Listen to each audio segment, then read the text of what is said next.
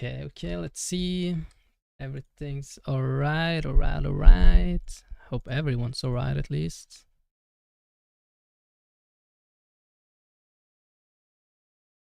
YouTube fine. Twitch fine. Which is fine. Perfect. Okay. Alright, you're probably wondering what the fuck we're doing. This is not RuneScape. This is not the Minecraft that you streamed previously. You haven't been live for 2 weeks. Yeah, I was just recording a YouTube video and I was thinking, why the fuck not? I already have my camera up and everything. So there's this video I really want to see. And that is, you guys have heard about StreamerU, right? This big thing happening at the moment with in the streaming world. Yeah, Ludwig had a lecture, how to get ahead of 99% of streamers, that I've heard a lot of good things about. So I kind of want to see this and see if I'm doing things correctly according to him. I'm guessing I don't. I'm just guessing. This is a reaction video. Buckle in, motherfuckers. Buckle in. It's 1 hour and 50 minutes long. Holy shit.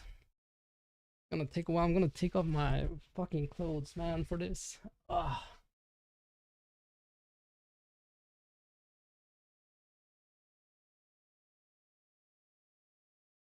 Let's get our notepad out. Let's learn, everyone. One of the big, one of the greatest, one of my all-time favorite streamers.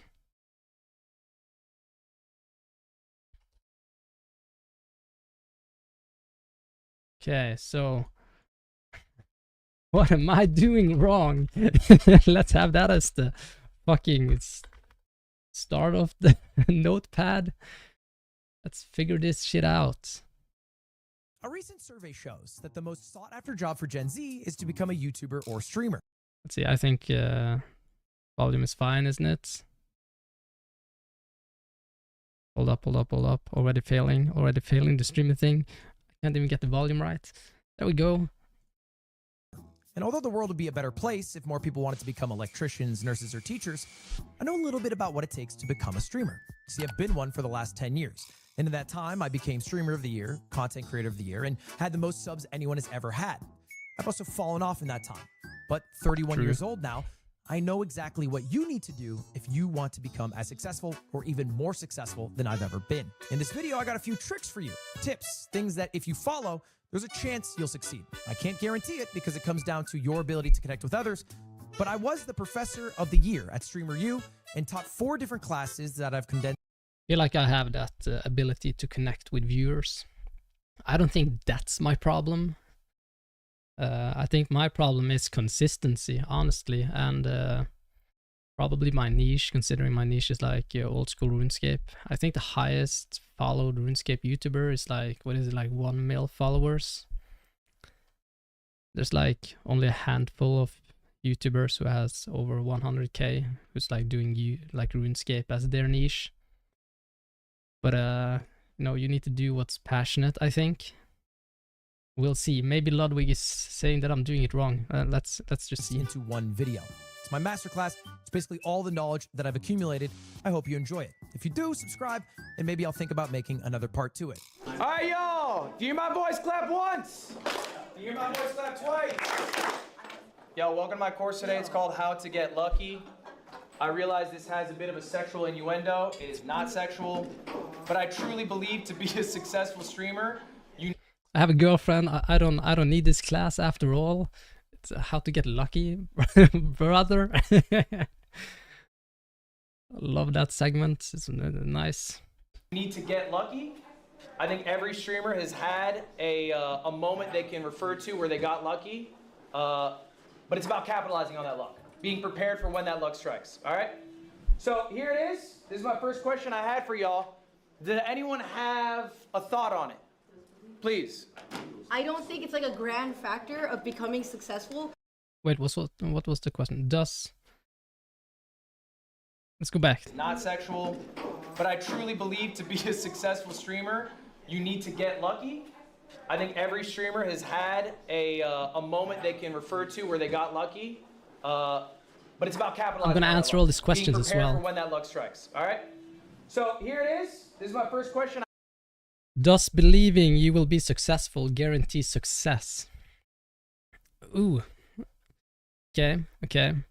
I think that in order to become a streamer, you need to have some form of ego or like main character syndrome in some kind of way. It's important not to doubt yourself, I believe. You need to believe that you will be successful, yes, but that does not guarantee it. The question is, do you guarantee it? I don't think it guarantees it. But I think you will have no shot at it at all if you don't believe in yourself. So you need to believe in yourself that you're able to do it, but it doesn't guarantee it. It's a lot more like things going into it as well. We'll see. I had for y'all. Does anyone have a thought on it? Please. I don't think it's like a grand factor of becoming successful, but I do think in order to be successful, you have to have that mindset of like, oh, I want to be successful, and that's the drive. As long as you have your eyes on the goal, your drive is unstoppable. Marlon? Well, I do think that's the first step to being successful, you know what I'm saying? But then on top of that, I think, you know, hard work, discipline, all this stuff, if you don't have that, I don't think you'll be successful at all. You know? Yeah, I think you guys are nailing it on the head. I don't think we got to go more because it is absolutely true that belief alone is not enough. All right? What you need is belief. That's what I said.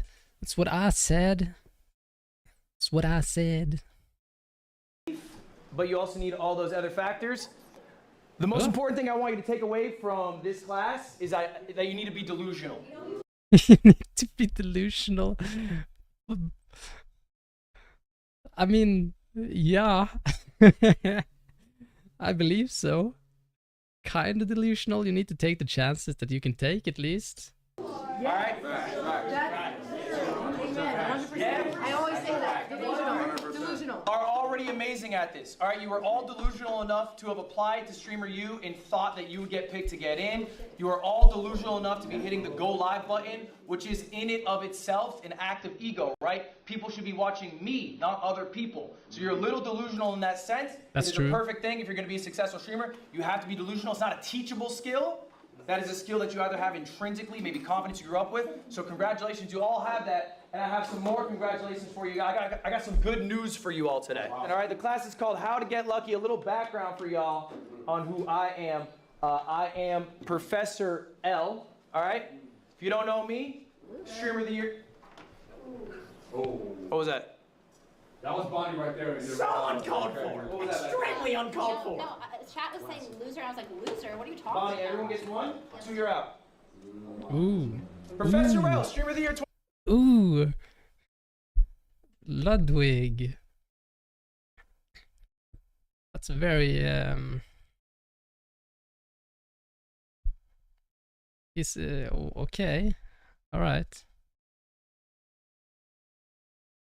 He's that kind of a teacher who he puts them in their place. I mean, it's important in the classroom, 100%. So 2021, Bonnie, do you have one? true. Fair. Content Creator of the Year 2022, you got one? Oh, shit! Okay, that's what I thought. Top 50 Super Smash Brothers player. I'm a Red Bull athlete, 6th most sub streamer all time, engaged to a bad bitch, fluent Chinese, Japanese, other languages, and I'm 30. Fluent in Chinese. He's not fucking fluent in Chinese, man. He's not. 31 years old. I'm probably. But that's where the Show hands, delusion anyone older comes than in, me I this room? guess. There we go. I got great news for you all. These are important facts. Keep in mind. 92% of streamers do not go live a second time. That's Okay. real sad. 92% of people will go live once. The number of people who go live once and then never go live again every month, go live twice, and you're top 10 on Twitch. Motherfuckers, I'm top 10 on Twitch. And they will never go live again. Let's go. To be in the top 1%. To be in the top 1%, all you need is 20 viewers. Okay, I'm not in the top 20. I'm not the top 1% at all. Oof. That is the top 1% on Twitch for streaming. All right? You are already in the top 1%. And of the 1 million students who have applied, you guys made it in. Round of applause for yourselves. They did. Very true. And just by show of hands, who's in the top 1% on Twitch? All of us. Okay? All right. That's I think I would have applied if I lived in the US, but I'm 100% sure they wouldn't fly someone from fucking Norway, honestly. pretty good. So we're doing well. All right, everyone, do me a favor, check under your chairs. But wait, maybe I'm not delusional enough, you know? Check under your chairs, everyone. Everybody check under your chairs right now. All right, okay, everyone's got, who got a star? Me! I got $10. I got a star. All right. I have a star. Do me a favor, what color star you got? Silver. Okay, silver, white? Glitter. Does anyone have a gold star? Does anyone have a gold star? Oh, we got our gold star!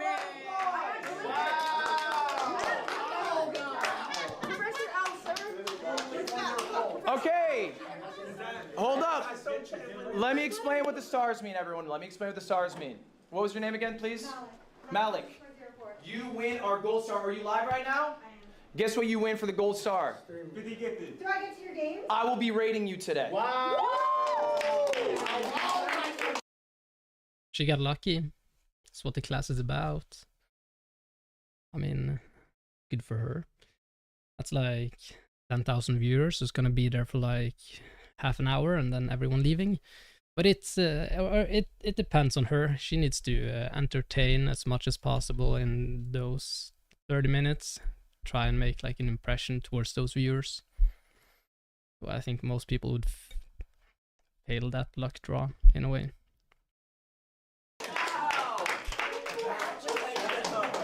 Now, guys, what did Malik do to earn that gold star?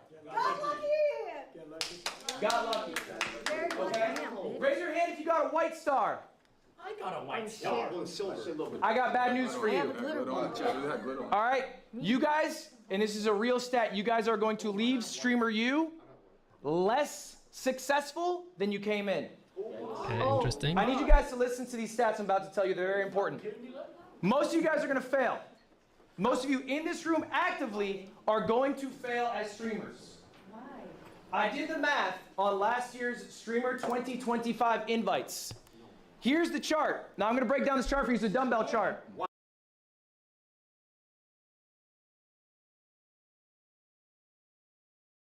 What the fuck am I looking at? I don't understand this chart at all. Wait, okay.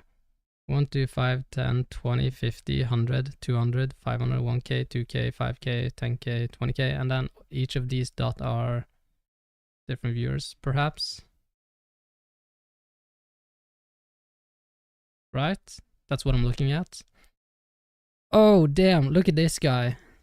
He got like 750 viewers. Then it decreased to 6 viewers. Excuse me. How does that happen? That's just crazy.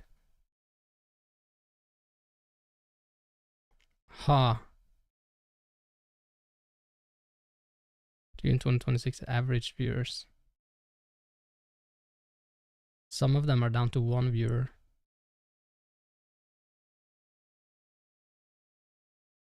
Kinda crazy. Yeah. Wow, that's too much for me. These black dots are where they were at before Streamer U 2025. April 2025, that was their average viewership. The red line, okay, that means they went down in viewers. The green line, they went up in viewers. The orange dot is what their viewership is last month, okay?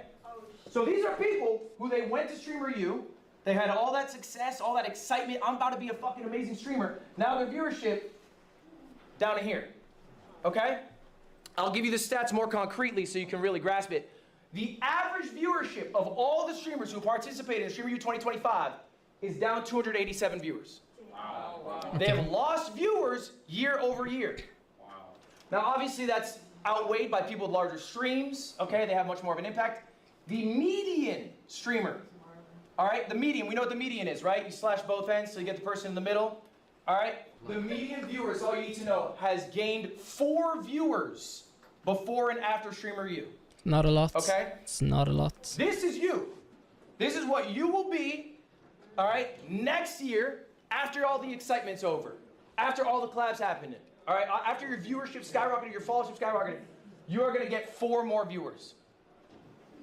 Over half, if you got a white star, that is you.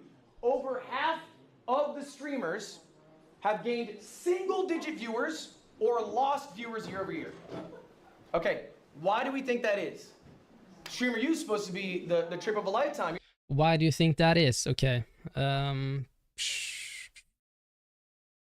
I think once that the Streamer U thing is finished, the hype is gone, the hype is lost. I think the reason people are watching the different streamers at Streamer U is to see maybe other creators than the person actually is live streaming, or like there's a lot of collabs and stuff. So once they finish it, Streamer U, they don't collab with the same people. They basically don't get the audience that actually is their niche, if that makes sense.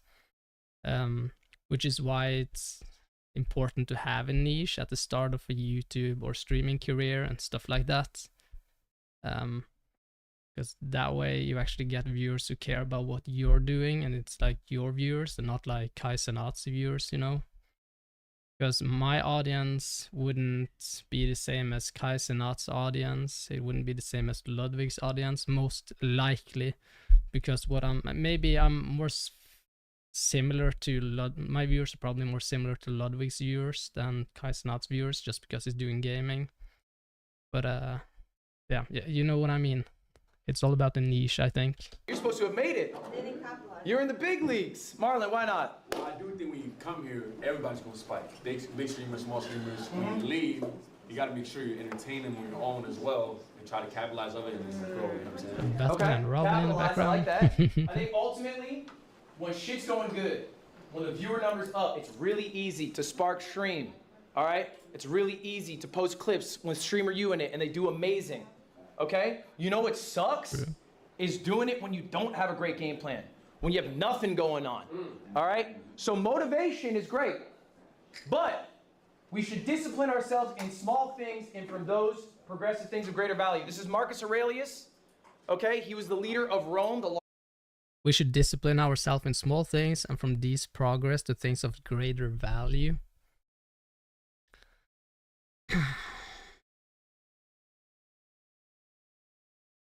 Okay. What's his point here? How is he gonna, like, okay. I feel like that sentence is so broad in a way.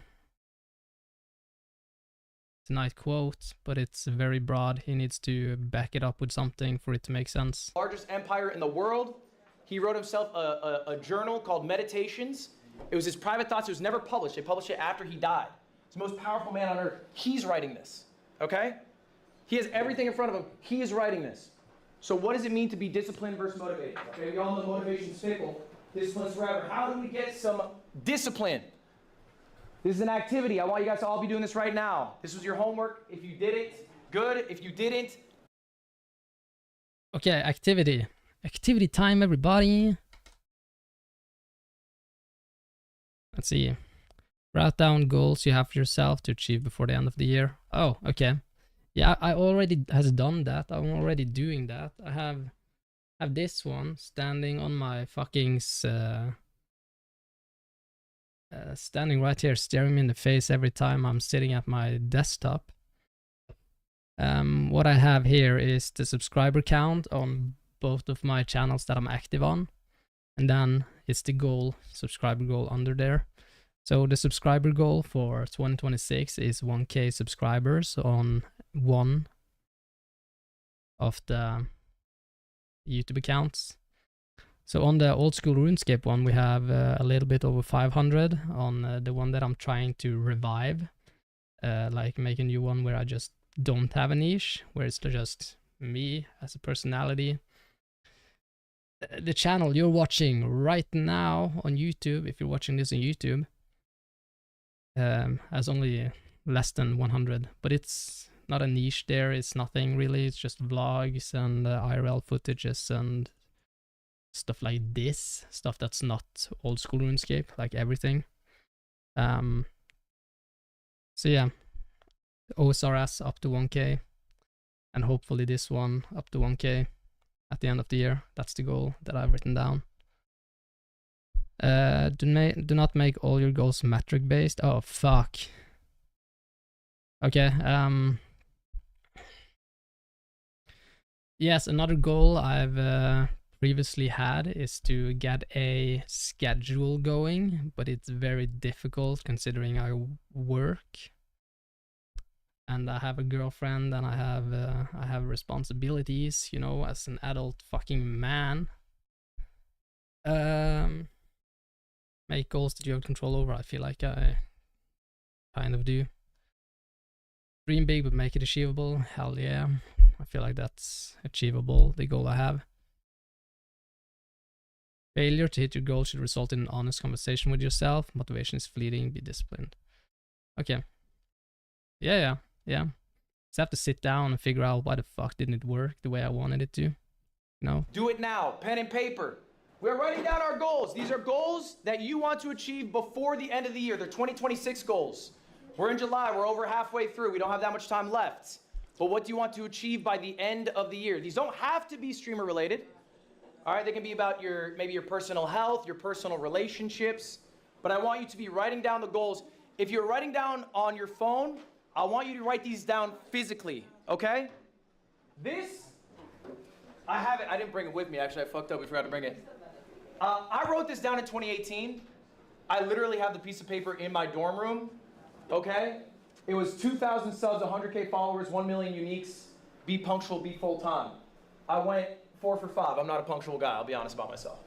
All right, I went 4 for 5, but I do believe there is some value in materializing your goals by writing them out, putting them in the universe, okay? And I wanna see your goals. I'll reply to all of them. That's part of your homework today. But ultimately, motivation is fleeting. Discipline, okay, is what will help you be a successful whatever you want to be in the future, and goals can help you be accountable. Okay, make the goals achievable, but also something that you're shooting for. Next up, we're gonna talk about schedule. All right, this is important. When I first went full-time streaming, I did what probably a lot of you maybe do right now. I went live. When I woke up, I went to bed. When I was tired, I woke up whenever I woke up. And I sort of did that on repeat, but you probably have recognized maybe. Okay, consistent creates results, create a schedule. I do meetings, podcasts, and get myself ready for the day.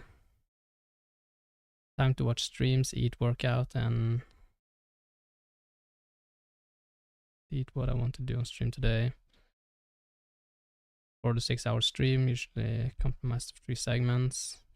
Decompress, spend time with my fiance, watch TV, eat dinner, chill with my cats. End of time when you end your day determines how your next day will go. Okay. But I feel like the way that you start your day determines how the rest of the day goes, honestly. But yeah, probably a personalized schedule we're watching right here. Some of you who started full-time streaming from a regular job, schedule kind of helps. It helps make sure you wake up at similar times, get similar sunlight, you eat correctly, you're working out correctly. And I don't think people think enough about streamer schedules. They just think about, when can I spark? How long can I be live?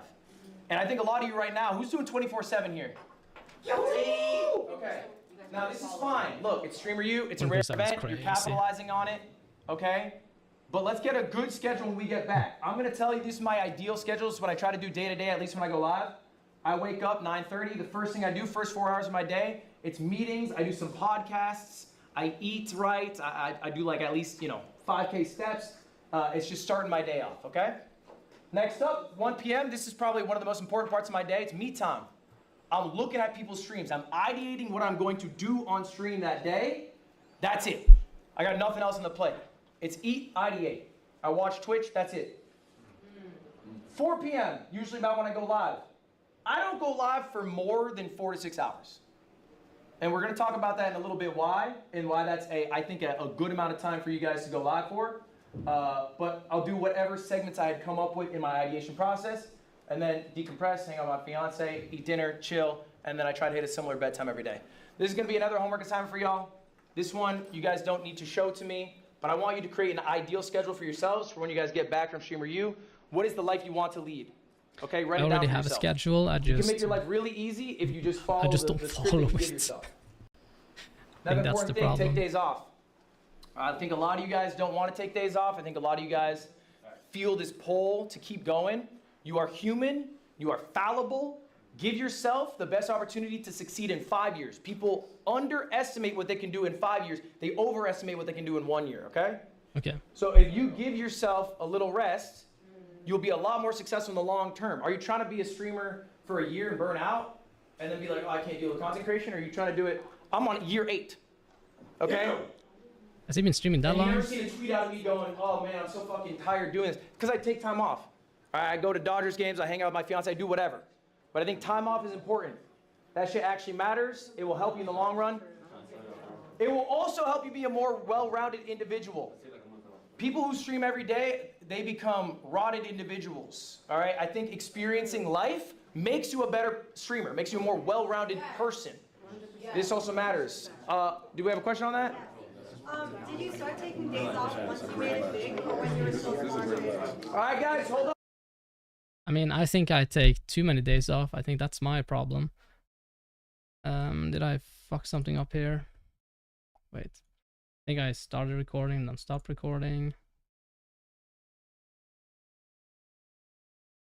How long is this recording right I here? went live when I woke up. Did you start taking days? Yeah, I literally just forgot to record generals. So we're just gonna That's a good download question. a clip from Twitch. Did I take days off when I was making it big? Okay, look, it's true that when the number's going up, it is really exciting to ride that wave and do as much as you can to keep it going. It's like what you guys are doing currently with Streamer University. I gotta go live every day. Okay, that's fine. I think it's okay for short periods of time to do that, but make it a short period of time. Recognize, hey, I'm catching this wave. I'm gonna take some time for myself after, all right, to catch up on the life that I haven't been leading because I've been so focused on work. It's really easy for streamers to fall in the trap. You know the trope of like the working husband, barely knows his wife, barely knows his kids, works every day? Streamers do that to themselves all the time.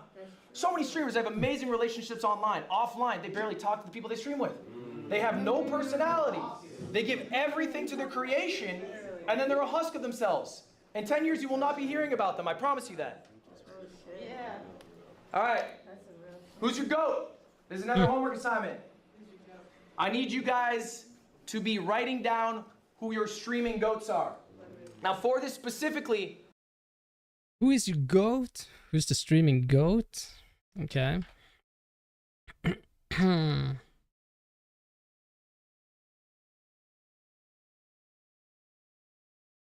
honestly, my goats are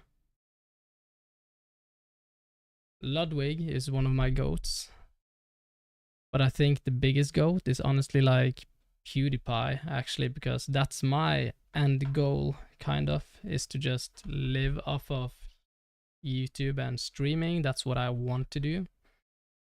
And then just when I've gotten enough money, just go away from that and just live off of like vlogs, traveling, enjoying life. That's like, I want to get to a point where I can just film my everyday life and just live out of that, like experience new things and just film it. Not stress, like early retirement kind of deal. Experience life. I think that's my end goal, and I feel like that's basically what PewDiePie has. Just living life with his family and exploring Japan.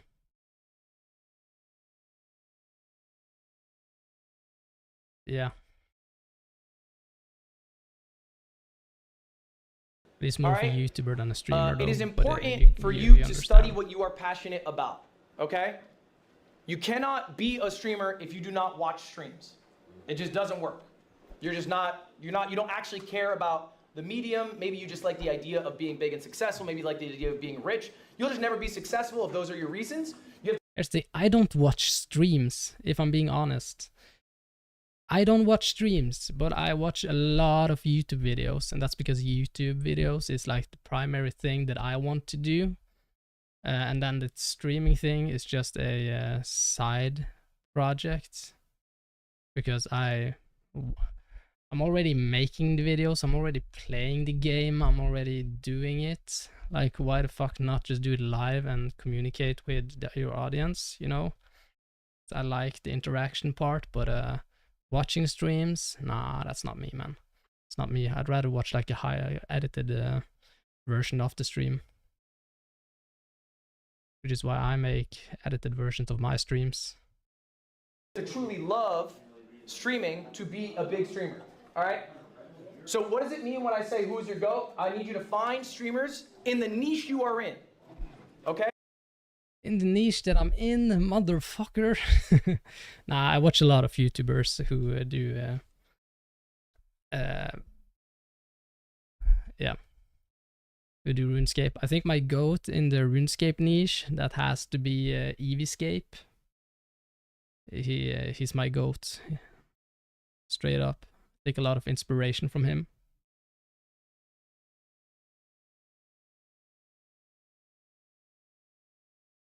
If you are doing sports, don't put down, you know, Jeffree Star as your GOAT or whatever.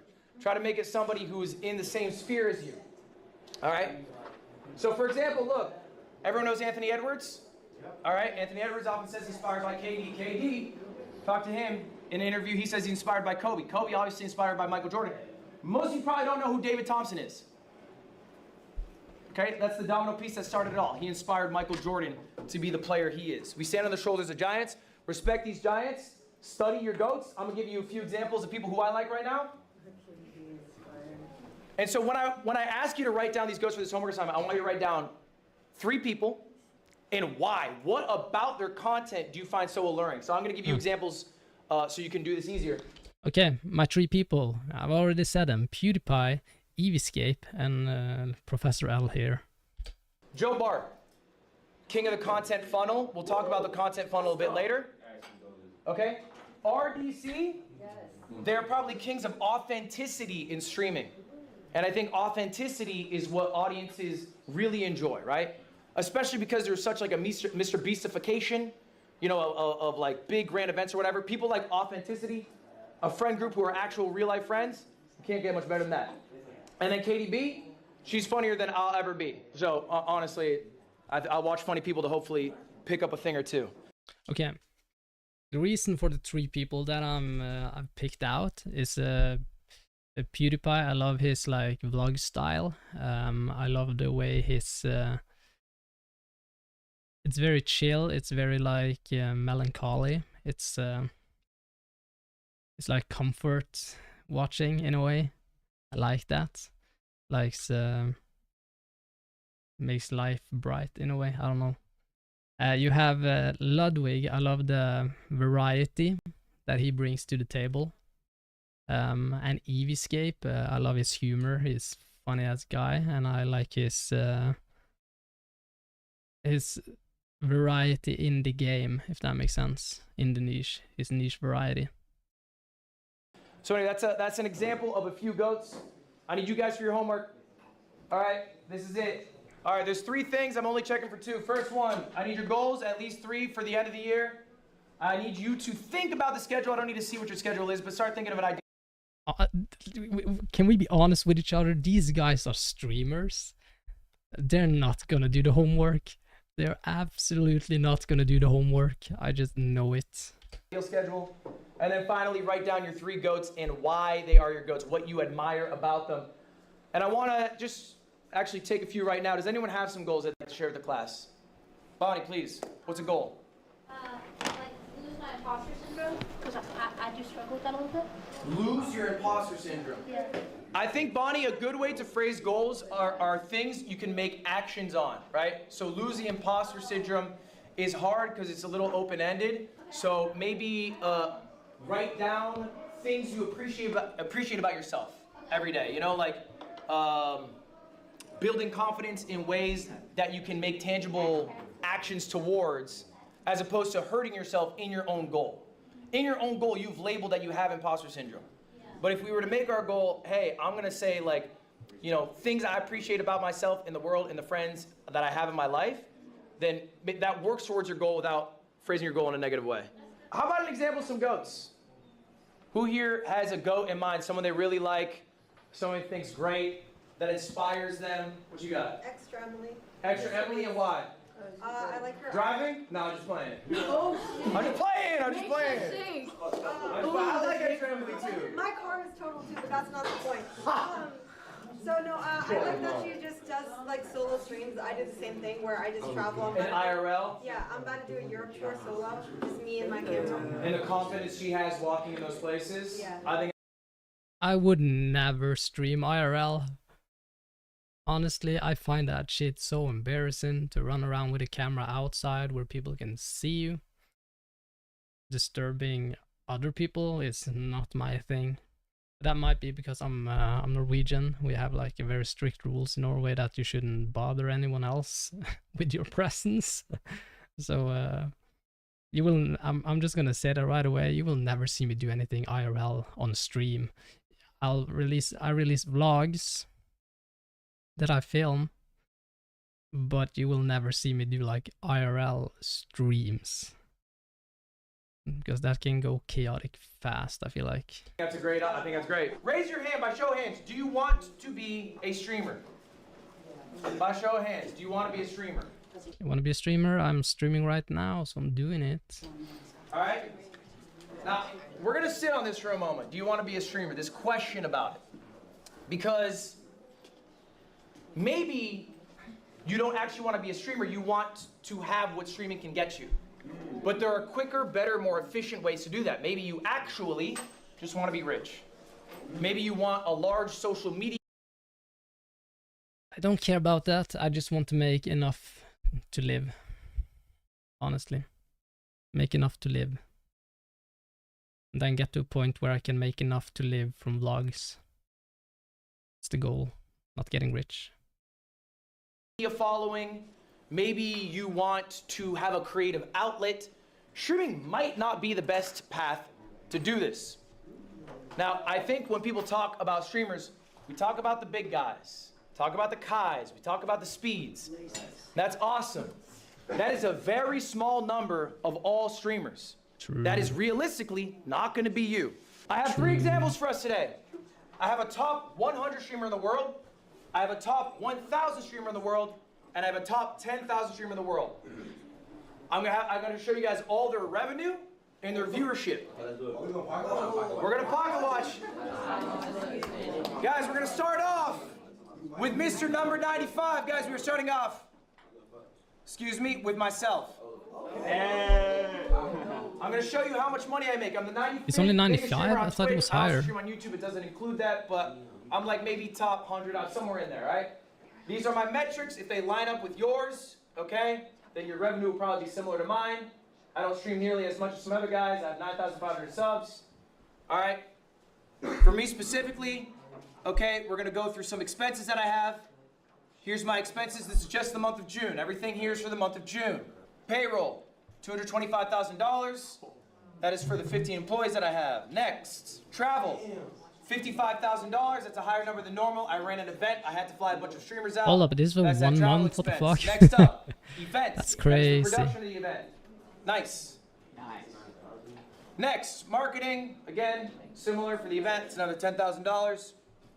Final total for the month of June is just the expenses, what I spent, $359,000. He spent more This in a was month. just for the month of June, yeah. Excuse me. Excuse me. He spent the equivalent of an apartment, like a small apartment, in a month. The fuck? Yes. All right. Now's the fun part, guys. Now's the fun part. How much do you get to make? How much do you get to make, y'all? All right, this was the event that I did, by the way. That's why some of the costs were higher. The payroll's normal. I did an event called MCSR Ranked. World Championships is a Minecraft speedrunning event. Anyway, let's talk about how much I made. How did I pay for all of that? Well, good news for me. Merch sales. Hell I got yeah. $7,800. Wow. Not bad. YouTube. That's just the YouTube revenue. This includes YouTube live streams, shorts, and videos. Getting that much from YouTube, it's very unrealistic. You need to be a guy who uploads like daily and get millions of views daily to get on that level. Videos, 270,000. Twitch gonna be smaller for me, guys. I do not make as much on Twitch, 57,000. I only run about 6 minutes of ads an hour. I have 9,500 subs. That's about what you make for that. But The it's in these biggest bulk of my minuses. money, though, I made a pivot in my life. I decided I wanted to stop being viewer funded. All right, I did a subathon, had the most subs any streamer did. I had like an average of 20, 30,000 subscribers. I ran a higher density of ads. And then I said, you know what? I don't feel good as a multimillionaire getting these people to pay me money. I didn't like getting 100 gifts. It made me feel weird. I'm gonna start pivoting to get most of my bread from sponsors. That's the biggest cut of this. Okay, I'm a Red Bull athlete. I have an AT&T sponsorship, and I also have an Alienware partnership. These are long-term partnerships. All right, and I do one-off deals as well, as you guys do. This number's 800,000.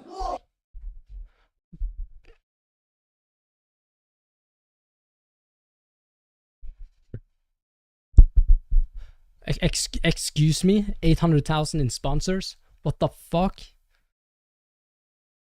What, huh?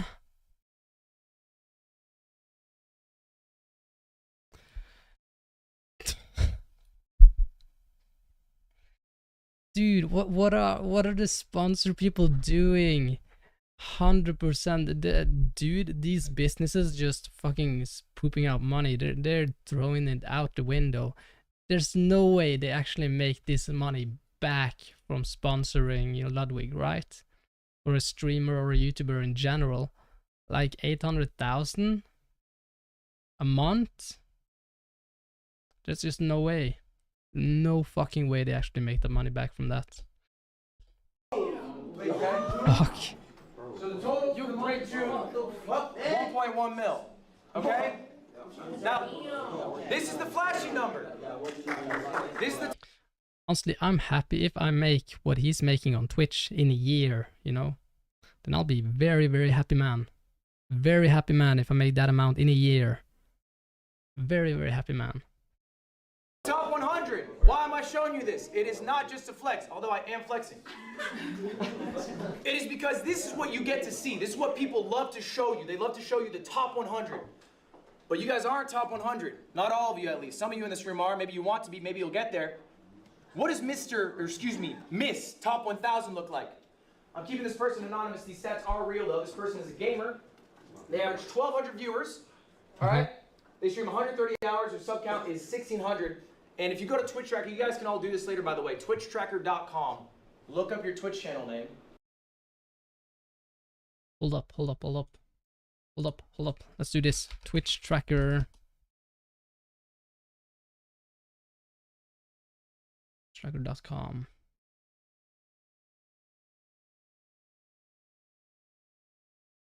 I'm afraid to look. It's probably hella bad.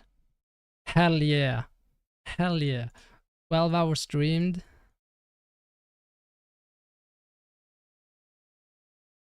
Last 30 days. 12.3 hours stream. 1.3 average viewers. Let's go. Peak viewers are 3. 2 game streams. 0.16 followers and hours. 2 followers gained. 16 hours. I don't know what that's 16. Oh, 16 hours watched, okay. 5 out of 30 days active. I was on vacation this week, man. Let me be. Lifetime overview, but this isn't correct though. I've streamed for a lot more hours than this. Okay. Highest number of views, 10. I think I've had this inactive for a long time. Total followers, 93. That's inaccurate. I'm on 94, I believe. Whole game streamed, 7. It's wrong though. You can see here that it's it's 2 years. 2 years are gone. Just gone.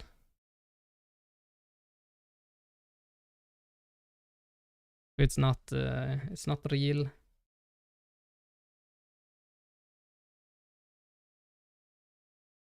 Famous followers, Dinusen. Okay, cool. Last live 15 days ago. See, I had 15 days where I'm half of the month I wasn't live. I am top 7.69% on Twitch. Hell yeah. I'm Mr. rank 257,000. Let's go. And no, actually rank 480,000. Let's go. Yes, sir. God damn. I'm such a small streamer, man. Overall activity 20 out of 2,434 days. But it's so wrong though. But okay. Alright. I had to log into this again and then it activated. I don't know why. It's fine.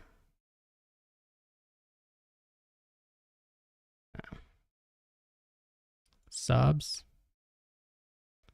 Not yet tracked. The fuck? Okay. Wow.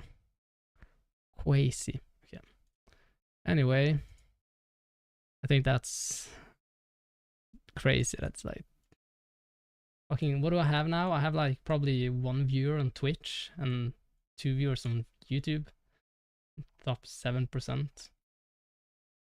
How many people are streaming on Twitch and not getting any viewers? It's gotta be so many, honestly.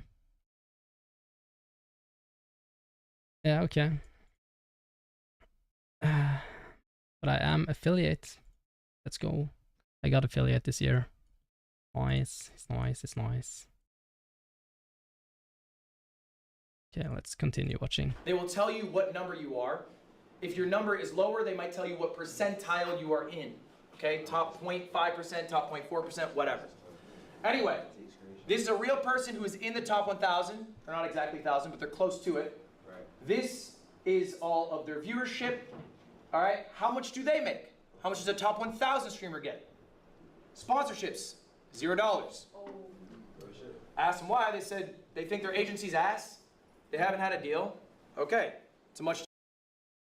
That's kind of crazy. I mean, I'm Mr. 408,000. I've had sponsorships. I got sponsored by Raid a few years back, and I can take sponsorships if I want. I just feel like I'm too small right now to take sponsorships, so I'm not gonna take any. I mean, I made like $15 of the sponsorship, but if I was her, if I was in the top 1,000, I would definitely take those sponsorships. Would be worth different it. Number. YouTube, 150. A little? Only 150. Yeah, so she's 150 in a month. She needs to work on her YouTube a little bit then. 50. They're not posting really long form videos. They're mostly doing shorts. There's not a lot of revenue coming from the YouTube. They're more of a streamer than a creator with multiple verticals. All right? Twitch, 10,000. That's not bad. That's a good amount of money. That's not bad. That's comparable to what I'm making. I'm making 10,000 as well. All right? And if we go back to the hours a week, that was your question. They stream 130 hours. 130 hours. A week or month? For the month, this is all the month of June. So in total, this top 1,000 streamer made $10,250. That's not bad. You make 100K a year being a streamer. Happy about that. That's not bad. All right. Well, let's go one further. Let's go to top 10,000. Mr. Okay, 10,000. interesting. This streamer is a Average viewers 150. Variety Okay. streamers are real persons, real stats. They average 150 viewers. Maybe some of you in this room average a similar amount. They streamed 180 hours, the most of me or Top 1000. That's their sub count. That's how many years they've been doing it. All right. So what you need to do is stream less. I've said this before. Stream less. Because then when you advertise that you go live, the people will come. That's how I got affiliate, because I streamed like I had the follower count that I needed for affiliate, but I didn't have the average views for that month. So I streamed less and then just advertised that I was going live the few days that I was going live. And then it was also at the start of my YouTube channel, and the start of the YouTube channel did very good. I got like over 1K on the first video. So we got a little bit of boost there. But I averaged like 6 viewers back then for that month. But I wouldn't have averaged 6 viewers that month if I streamed every day, you know. Let's check the revenue for June. Sponsorship, 700. They actually made some effort to get a deal. That makes Nice. sense. They've been doing it 6 years. They have better relationships to get sponsors. YouTube, $0. They have no YouTube presence at all. Oh, no YouTube presence. Twitch, Interesting. $3,000. Mhm. Grand total, $3,700. But it's not that bad. I mean, $3,700, that's like... It's less than what I would make a month if I was working full-time as... I'm a preschool teacher. I make like 5K. If I worked 100% as a preschool teacher, I would make 5K. Maybe a little bit, yeah, around 5K a month. All They right. make less than me, but Now, it's still okay. I need you to put this into perspective. That is a top 10,000 streamer in the world. Right. That is not a small streamer. That is a big streamer. How many streamers are there in the world? Anyone have a guess? Someone give me a guess. 100,000. Million. Just in the month of June, how many people went live? 5 million. Just on Twitch. 5 million? 5 million. It's not a bad guess, Jason. You're wrong. Oh my God. 6.2 million. 6.2 million people streamed in the month of June. Is it really that many streamers? People. That's on Twitch too, right? On Twitch. And that guy is better than 6.24 million. Top 10,000. And how much is he making? 3,000. 3,000. They're making about 40K a year, right? Roughly 40K a year. And that's top 10,000 in the world. Okay? The numbers aren't wrong. People trick you. They say stream makes a lot of money. It does. Right. For me. But this whole streaming system is rich gets richer. The top makes a fuck ton. When a sponsor wants to do a deal, are they going to small streamers? No. They're trying to hit up iShowSpeed, then they go, that's out of our budget. Then they go down the list. They go down the list until eventually they're stuck with me.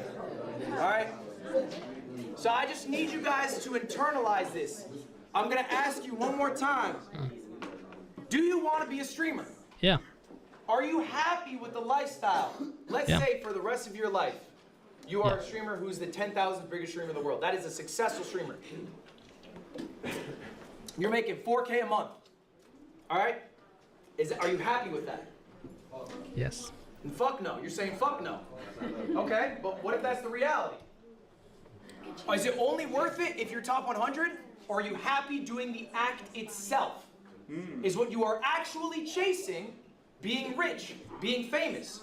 Or do you enjoy streaming so much that regardless of the amount you make, you would love to do it for that amount of income?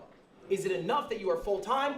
I mean, I feel like I do it for the passion. I mean, I got like, what do I make? Like per stream, I make like maybe $50 or something like that. Maybe less, I don't know. Around that. Maybe like, yeah, $50 is probably the average I make when I stream. Give or take. Or do you want to hit these higher pursuits And is streaming actually the path you should take to do that? That's what I'm asking you. Are you trying to be a streamer in 10 years who's making $5K a month? That's the question, and I don't know the answer. You gotta ask yourselves. There's some people in here who are streaming for the first time as streamer you, maybe they're trying out. You don't have to be a streamer, yo. I know it's the buzz, but like, there are a bunch of other paths. You can be a YouTuber, you can just be a short form creator, you can be just a social influencer, you could be a real estate mogul if you want to make money. Like, there's a lot of other paths you can take in life. You can just work a 9 to 5 as something you're passionate about. But the difference is that if you do that, like for me, right? I don't like having a boss. I don't like to have to follow other people's schedule in that way. I want a job where I can be flexible, right? There's not a lot of jobs out there where you can be flexible in that way. You don't have to be a streamer. It's not a guaranteed success. You're not all gonna be making millions. All right, let's keep it rolling. Does this sound like you? I wanna see hands if at any point I'm talking about. I want to see. Does this sound like you? My clip channel does really well, but how do I convert long form viewers? No, it doesn't sound like me because my clip channel is doing terrible.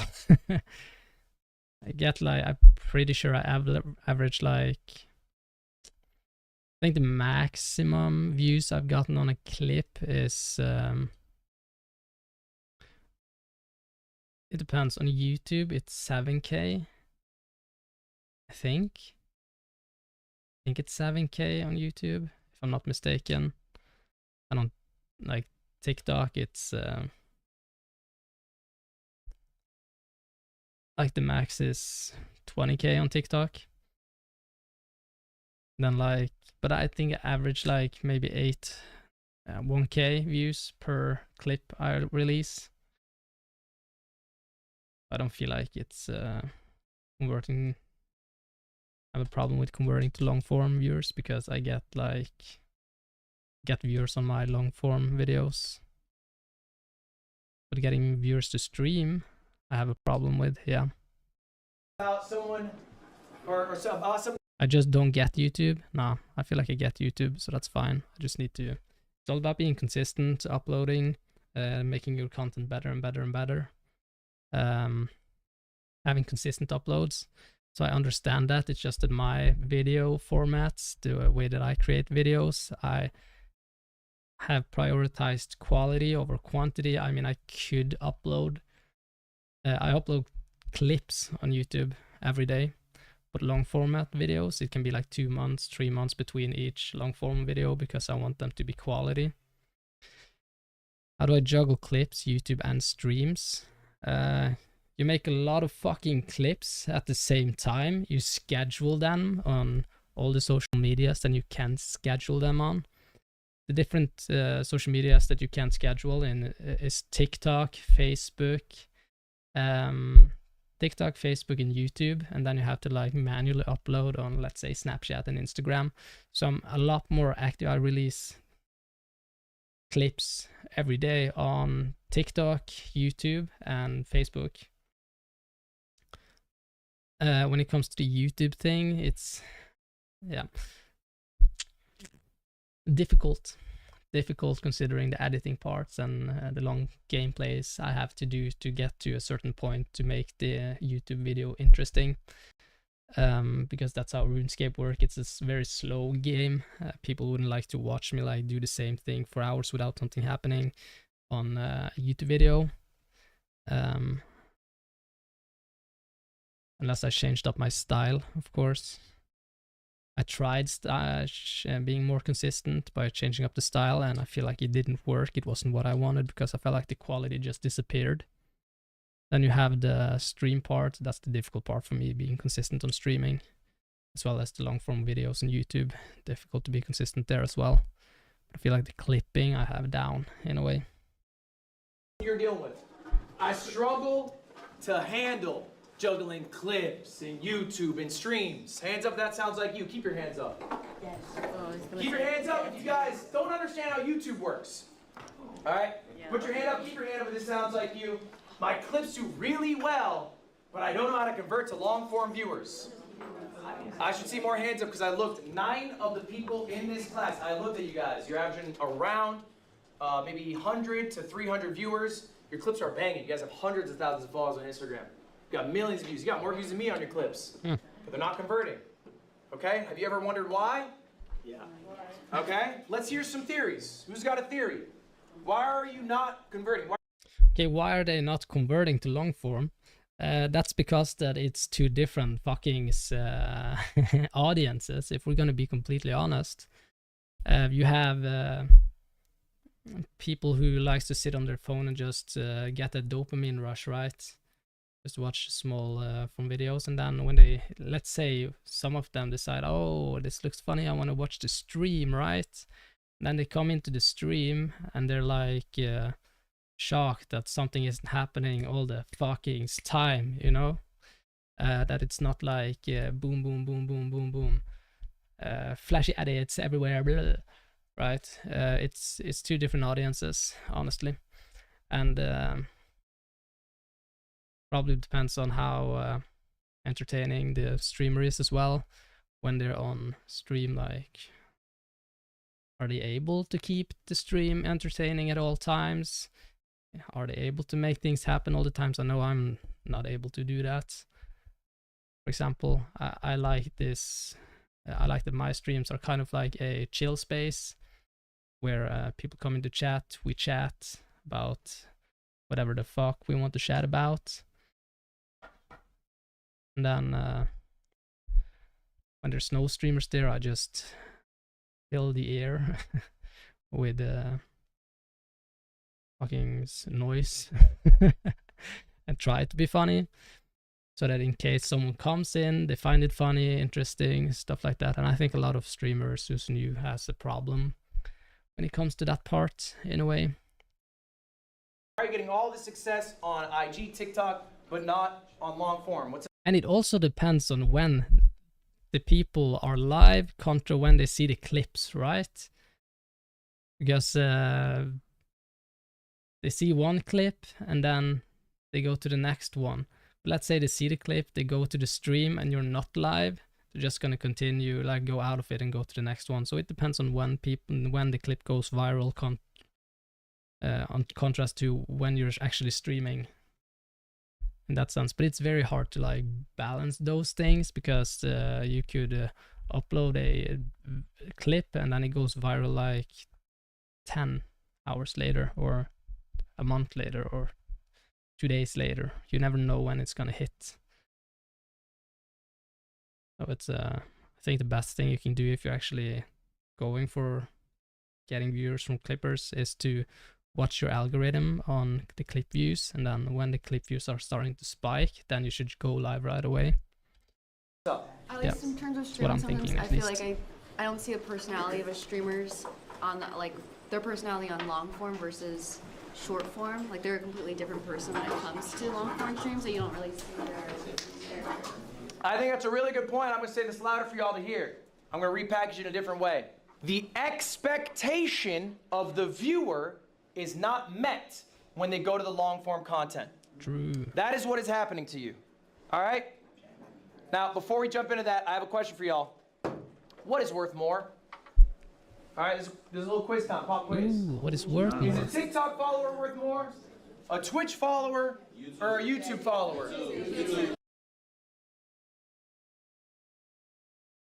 Ooh, okay, what is worth more? I saw this, it's a quite an interesting question, actually, because I saw a game show, I believe it was a Korean game show, where they had like social media stars from all over the social media thing, and they had a live streaming part of the Korean show. And the TikToker was the most followed out of everyone, had like hundreds of millions of followers. And then there were some YouTubers and some streamers and stuff. And the TikTokers got less viewers than live streamers and the YouTubers on their live streams. I think when it comes to the loyalty part of it, I think long form viewers are more loyal viewers than short form viewers. I think that's the answer here. By show of hands, who thinks Twitch?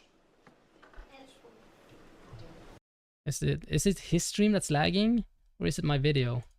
By show of hands, who thinks YouTube? Round of applause for Valkyrie, only one who got it right. It is Twitch. I think if you were to have 10,000 followers on TikTok, 10,000 followers on Twitch, and 10,000 followers on YouTube, you'd be making more money as the Twitch streamer. Okay? Yeah, you will and be making ultimately, more money. the reason why is the view. You will, okay. Oh, here's my take. Yes, you will make more money on Twitch if you have 10,000 followers on Twitch, right? But if you have 10,000 followers on YouTube, it's easier to convert YouTube viewers over to Twitch, right? Converting long format to long format is a lot easier. And having 10,000 followers on YouTube makes you get pushed up in the algorithm more than you would in Twitch's algorithm when you have 10,000 followers. Viewer buy-in. A viewer is going to be much more engaged. So long term worth it. Like if you're looking at growth, I think YouTube. I think if you have 10,000 Twitch followers and you don't promote it anywhere, you'll be stuck at 10K. But on YouTube, it's gonna continue growing. Engaged as a Twitch follower than a TikTok follower. If you think about a TikTok follower, that's pretty straightforward. If they watch every single TikTok you post, they probably see 30 minutes of your face in a month. Total. All right? A YouTube viewer, how much are they seeing of your face in a month? It's gonna be more, but there's edited videos, how many videos you're uploading. Average Twitch viewership, they might spend 30 minutes on one Twitch stream. And you can easily pump out stream a day if you really want. You also have a better relationship with a live viewer than you do with a YouTube commenter. True. They're not always commenting. Most people don't comment, and you're likely not replying to all the comments. But in chat, they're always talking to chat. You got chat on your phone right now. Chat's probably saying some shit right now. You probably looked over and read them. Has anyone read a YouTube comment while I've been here? No. Has anyone read a TikTok comment while I've been here? Yes. So if you need to sell merch and you have 100 Twitch viewers, or you get a 100 view YouTube video, which one's better? But you're trying to push merch to someone. Probably the Twitch follower. They're probably more likely to go buy that. Lacey, why are you disagreeing? What's your point? No, I'm not disagreeing. The followers, yes, but YouTube has a way better system of getting recommended. That's what I'm saying. Hell yeah, Lacey. Hell yeah, we're saying the same thing. This is why Lacey's the GOAT. So even if you have if you have 100 followers on Twitch, you're not gonna. There's no really chance to get 1,000 viewers. Correct. There is no discoverability. That is correct. But that is a different question. The question is pound for pound, which one's worth more? Worth more money. Not just worth more. Worth more money, correct. All right, guys, we're gonna tackle your problem today. My clips do great, but I can't get a lot of viewers. Here's the deal. You cannot always be the clip. Except for one guy. Stable Ronaldo, right? Yeah. But this is real. What happens to you guys is you're really good at farming clips. I think at this point, a lot of you really understand. Viewers see the clip, they go to the stream. No, most people don't though. It's a small percentage of the viewers who see the clip, they go to the stream. They wait for the expectation to be met, they get bored and leave, and make viewers appreciate you for you. Yeah. Understand intrinsically when a moment happens that, oh, that was the clip. I'm gonna tell my clipper, or maybe you are your own clipper, you run your own clip account. Tonight, I'm gonna post that. I fucking nailed it. All right? You guys feel pretty good about that at this point, I imagine. You probably know exactly, you might even be able to set up these moments. The issue is, you get that clip, how long is that in your 4-hour stream? A minute? Seconds sometimes? All right? So then what happens? That person sees you on IG, you get an awesome clip, they go to your stream, and what are you doing? Are you farming a clip at every moment? Exactly. No, you're a person. All right? We're not always exciting. We're not always on. I know I'm not. Okay, there are people who are. There are people who have balanced energy. iShowSpeed has insane energy. Literally every second of that stream, you're like, holy shit, how is he still going? I can't do that. I'm a limited quantity guy. and then I need to go take a bath. That's me. I'm honest with myself. I know my strength isn't to perform in a way that will not be met when the viewer comes to see me. I have to be authentically me at all points. You need to be authentically you at all points. The person they should see in the clip should be the person that they experience in the live stream. All right? I feel like I'm nailing that, if I'm being completely honest. I don't feel like I have any clips that's like exaggerated in a way. I feel like every clip is me, authentically. I don't feel like I fake anything. Of course, there's some moments where I get really hyped about something, and that's kind of rare. But those things happen in the stream. It's just rare that they happen, but most clips is me being myself, in a way. Otherwise, they're just gonna get bored and leave. True. You're not the clip you in every waking moment. It's never wrong. Why did I show these people? What's special about these people? Any guesses? They are all on Streamer U, but there's something more. I have no idea who any of them are, if I'm being honest. Is that... No, I don't know. I don't know. This is not my niche. This is not the people I usually watch, you know. Grown a lot lately. They've grown a lot. That's true. They're always themselves. They're always themselves. I like that. So these three are 3 of the 5 most successful streamers from last year. These are you. Okay. These are who Interesting. you should aspire to be this year. All right. Yes. These people have all increased by, I'm telling you, like 5,000 average viewers. They all went in with hundreds. They now have 1,000 viewers. Okay. They're now doing amazing. Okay. I think they all have different strengths. We're gonna go all through one by one. What did Tota do at Streamer U? Built probably the strongest relationships of anyone at that event. That was able to get him, you know, friends with Kai, friends with Ray, and Mafiathon 3, okay? To build a foundation, but build relationships with people here, okay? Arky, I think, is one of the kings of authenticity. Arky wears his heart on his sleeve. It is obvious to everyone who's with him and everyone who watches him. So what you get in the clip is what you get when you hang out with him in real life. It's what you get when you watch him online. He's the same guy. Yano, probably one of the nicest motherfuckers I've ever met. And she's always like that. It's crazy. I expect her to break at some point. She never breaks. Ultimately, guys, look. What I really want you to take away from this is it's all right to farm a clip, but you should be farming it as you. Okay? Yeah. Don't, you know, have a burst of 1 minute of energy and then you're back to being somebody else. Be consistent. Be consistent in yourself. Be honest to yourself. All right. We're going to talk about the content funnel. This is an idea of how to efficiently stream. Right now, when you guys stream, what are your strengths? Getting a couple clips. Nice. We can do better.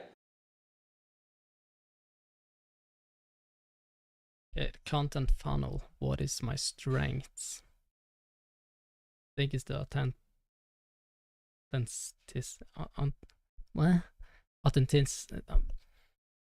definitely not my speaking.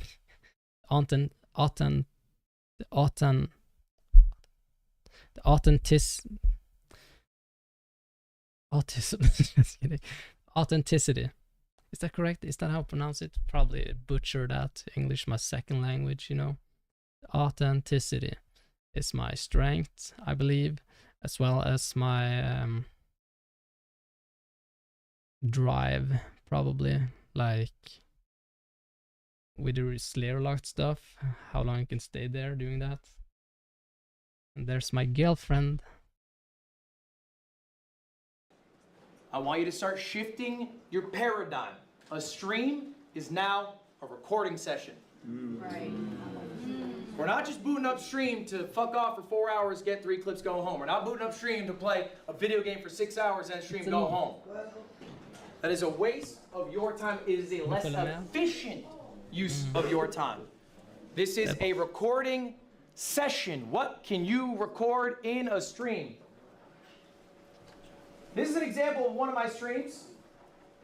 This is one of my best streams. Kanskje står for noe vindu. Why is it one of my best streams? You had fun. Nei, den var jo... No. Jeg trodde det var ny igjen, den er gammel. You had an event. No, I do not have an event. The title is Games.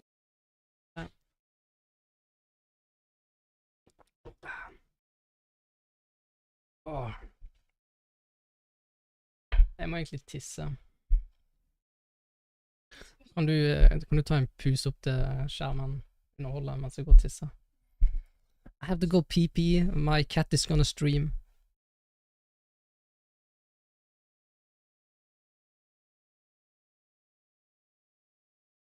Kitty stream. Hell yeah.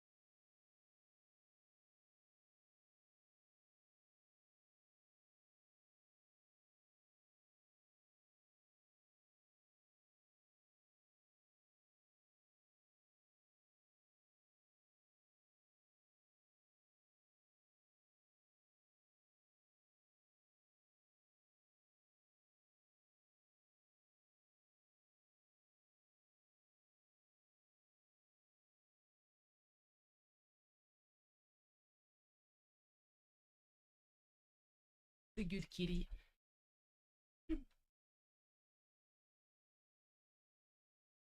Oh. Let's continue the lesson, everybody. With friends. CoffeeZilla video later. Authentic. Authentic? No. No, not authentic. Video out of it. I got a video? A good video out of it. Every second. I got multiple videos. From this one stream, it was 6 hours. There's 3 separate VODs. Those are just cut-ups, not edited, of the segments. All right, I came prepared with segments. 3 different edited videos. God Gamer Gauntlet to challenge.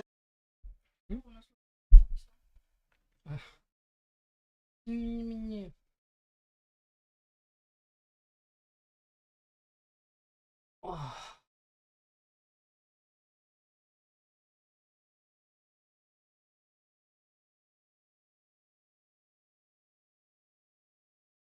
Hun lukter så godt.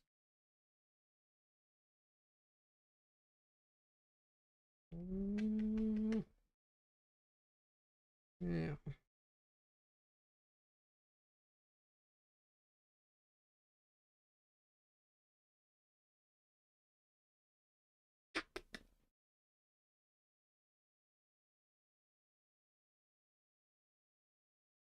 Content funnel. So that's basically about getting as much as possible out of the content that you're streaming, I guess. I do Magic Chameleon with some friends, and I reacted to a CoffeeZilla video. And then I also had a couple clips out of it. Okay? That's all from one stream. That was 6 hours. I recorded all that. Just for your information here, I didn't put it in this slide. The streams, they made 5K. It's pretty good. Okay? All of these together they made 25K. Okay? And you're able to get all this out of one stream if you just spend the time to plan out what you are going to do on stream. I think every streamer should be streaming in the sweet pocket of 100, 150. I think that's like the perfect zone, 100 to 150, all right? Some of y'all need to do more. I've looked at your stream hours. Some of you guys aren't doing enough. I think some of you guys aren't sure if you want to be streamers. I think some of you guys are still exploring that. That's fine. But if you want to be a streamer, I think at least 100 is right. I think anything over 150 is a waste of your time. You're just being less efficient. Okay, why? Because you're not getting the value of each of these streams, right? Your 6 hours don't look like this. Your 6 hours, what can you show for? 4 Instagram clips? Okay. How much did that make? Nothing. Exactly. All right. So we're going to do a little exercise right now. And this is an exercise you guys should be doing every single day. Let me say that again. This is homework today. Exercise, create 3 different stream ideas. $1. You should be able to do an idea for no money that can be a successful. That's $10,000 idea. Nej.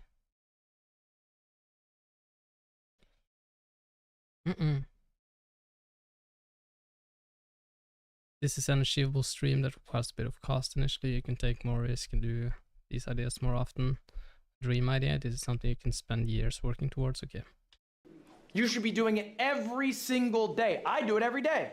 I've been doing this 8 years. I think of stream ideas every fucking day. I'm the only guy who thinks of them. Other people have teams. I think that can be a very helpful thing. I'm a little protective over my process. That's just my personal style. On your phones or pen and paper if you prefer. This is an activity. Get them out right now.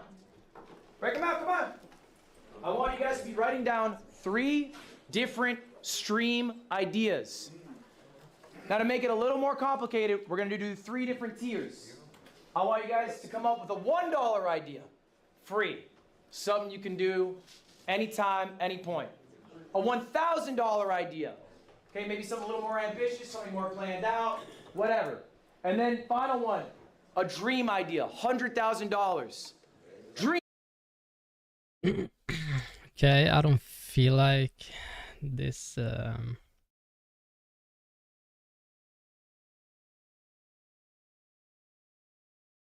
I don't feel like this is me in a way when it comes to like using money on stream. Because I have a specific genre that I'm doing, a specific niche in that way. But if I was gonna do something like free one would be continue on the Slayer Locked one, completing that one. And make that like big ass video. It's gonna be like the entirety of the Slayer Locked. I mean, it's free in a way.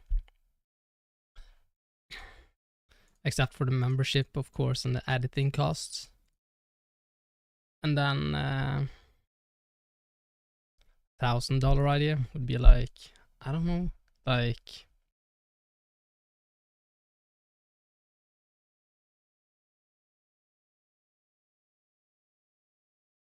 within that niche.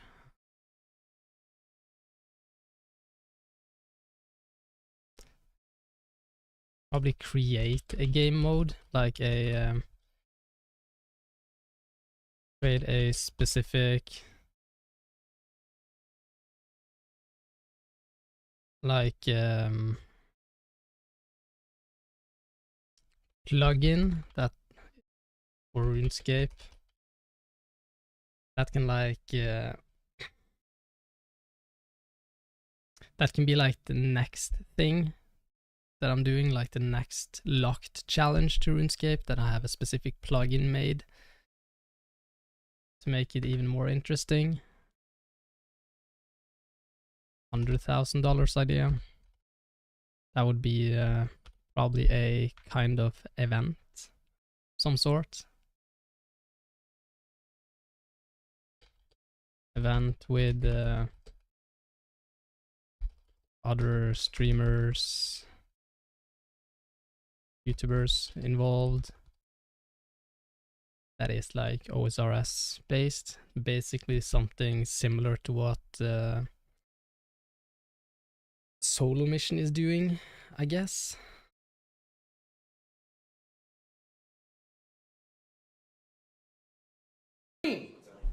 Dream.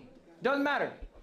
I'll give you guys a few minutes. I want you guys to seriously write these down. You don't have to come up with all three right now, but come up with at least one right now. I'll show you mine in a moment. Go ahead, write. I'll give you a few minutes. All right. I'm sure you guys are still mulling over your ideas. That is good. This exercise is something you should be doing again. How often? Every day. Every fucking day. All right. The chat is like, he's fishing for YouTube ideas. Probably is. I want to hear a few of your ideas. $100,000 idea. I want to do a boxing event on an island for 7 days. Oh yeah. That might be closer to $500,000, but I appreciate the enthusiasm of that idea. Dad, what you got? $100,000 idea. I'm gonna do National Geographic Part 2 in Alaska. I like it. What you got? I'm Philly Bean. I really love D&D and storytelling, so I want to do a 360 immersive D&D session with Matthew Mercer and a bunch of really fun D&D videos. That's 100K? 95K on Matthew Mercer. I got you. Yeah. Lacey, you're excited. What you got? $100,000 idea is the world's largest mukbang.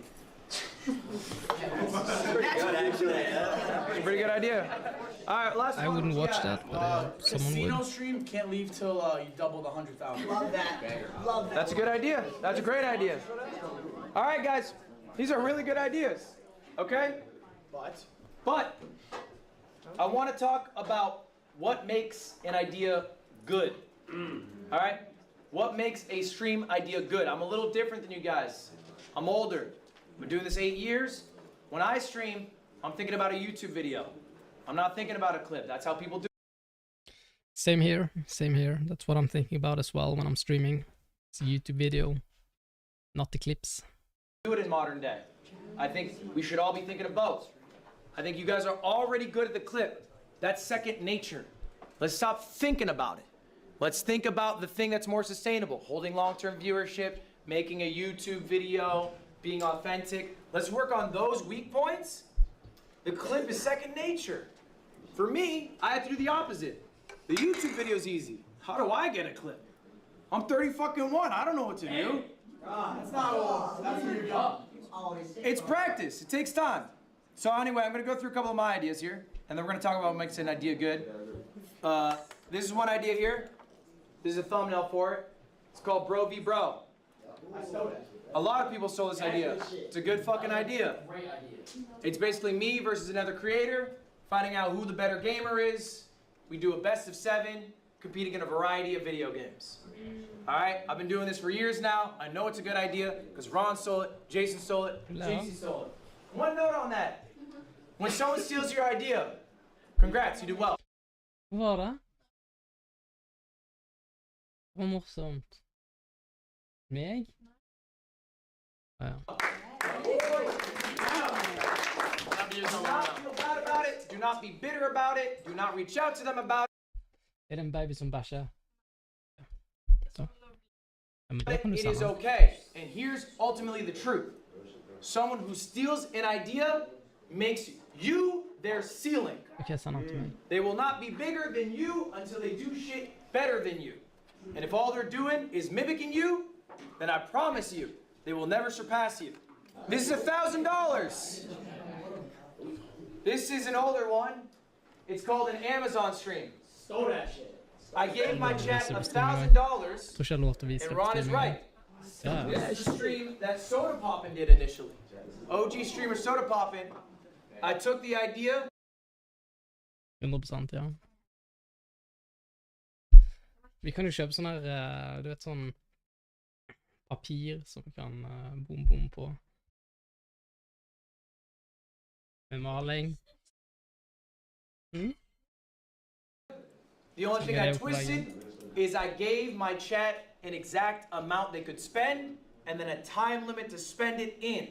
So there's a little bit of stress on chat's behalf. I've done this stream, I'm not shitting you, probably a dozen times. It works every time. I've done it for 1,000, I've done it for 10,000, I've done it for 30,000. About to snatch that shit. All I do, I give them the amount of money, I let them send me links, they vote on what they want to buy. Yes, we buy it, no, we don't. Huh? doing that kind of stream idea in Norway is basically impossible without doxing yourself. I don't think we have like a specific. We don't have the same kind of like postal system as they have in America, where you can have like a post box. At least if you had a post box thing, then your address still needs to be, like your home address need to be like under your name as well on the postal box. I've taken a little look at that because I was thinking about doing something similar. I want to do something similar, but in Norway you're gonna just get doxxed. So I can't do it here, sadly, as a streamer. Pills? These are height pills. Yeah, stand tall, growth pills. How much are those? Yeah, I'm 6'3". That's that. All right, $100,000 idea. Ooh. This one's a few years old. 24 hours in the wilderness. I had a whole production crew. I streamed outside for 24 hours. I had a bunch of wildlife experts come through. They helped me through it. This was a 24-hour stream production. That's where the cost came from. Okay? $100,000. Did you make money on that stream, Ludwig? Fuck no. It's a good question. Why not? Why not? Because it costs a lot. And you don't necessarily make more. It doesn't scale that way. For me to make that much more, I'd have to have that exponential increase in viewership. I'll say maybe at the time I was averaging like 17K viewers. I think for this stream I might have had like 27K. It's more, but it's not enough to cover all the bills. Was it worth it? What do you think? Yes. Yeah. Why? I think now you have the case study of what that much money turns over for content. You know when you can spend that much money, when you should stay at the crib and spend less money, and you know, it gives you an idea of where. Yeah, was it worth it? Around. That's true. I think you can trial things. I think you should take risks. I also think it's okay to have lost leaders. Big ideas, big events. Maybe they don't make a lot, but they mean a lot to the people who watch you. People see the effort that you put in. If you are not doing things that are exciting to you, exciting to them, viewers slip away. There's a lot of competition out there. There's a stat I heard year over year, all right? Your viewers will change. So maybe if you have 1,000 viewers this year, if you have 1,000 viewers next year, 50% of those people will be different. Damn. That's the turnover. 50% of those people will be different. It's not the same people coming in. You don't have the static pool. People got lives. People get older. People stop watching streams when they get 30. They got a family and shit. So sometimes these lost leaders can also bring in those new viewers. They can help recycle. I don't have the problem with the OSRS streamers because all of my fucking viewers are in their 30s, man. So my geographic is 30-year-old men. It's my viewers from their like mid-20s to the 40s. That's like the peak viewers, so that's mine. The people who are eventually gonna leave. I got one more for y'all. I don't make kid content, you know. Except for the Pokemon cards things that I'm doing sometimes. But then again, I think most of them are actually people in their 20s watching. This one is $1 million. This is Streamer Games. Alright? And there's a follow-up to your question. Okay? Is it worth it? $1 million on an event. That's a lot of money. Streamer Games, year one. Guess what it did? It lost money. Of course. Streamer Games, year two. Guess what it did? Lost broke money. even. Okay. Streamer Games, year three. Guess what it's gonna do? Even. It's gonna make money. Yeah. Alright, the more often you do an event, the better you will get at doing it for cheaper. Also, the better it will perform, right? People know about the event now. The streamer you hyped this year. How long did Kai spend hyping this up? 2 weeks, maybe? Yeah. Maybe? When did y'all find out when you're gonna fly in? A week ago? Yeah. 2 days ago? Right? But why did y'all come? Because you knew what streamer you was. All right? You knew the opportunity that it was because it's already proven. So doing things multiple times is a good thing. can't hammer it home, right? You don't want to be the 50th season of The Simpsons. You gotta try some new shit, but if something works, do it again. This is what you should be doing as a YouTuber, as a streamer, whatever. You are throwing shit at the wall. Something clicks, we're gonna do it again. Don't typecast yourself though. Alright? Don't be like one of those people on TikTok, they got one bit, they do it in perpetuity, and then that's all they ever are. You know, you should explore new avenues, but if something works, keep doing it. Alright, next up. Christmas. Christmas. This is something that I've thought about a lot, that helps me a lot, that I'm just, maybe will help some of you. Do you guys remember being at school? For some of you, it's not that long ago. And you're fucking sick of school, but Christmas is around the corner. And that's exciting. That brings you there, pulls you, it literally pulls you through the last week, month of school, whatever, because you're excited to get to Christmas, okay? As a creator myself, I can get very tired of the monotony. I have a strict schedule I adhere to. I go live X amount of days. I farm XYZ YouTube videos.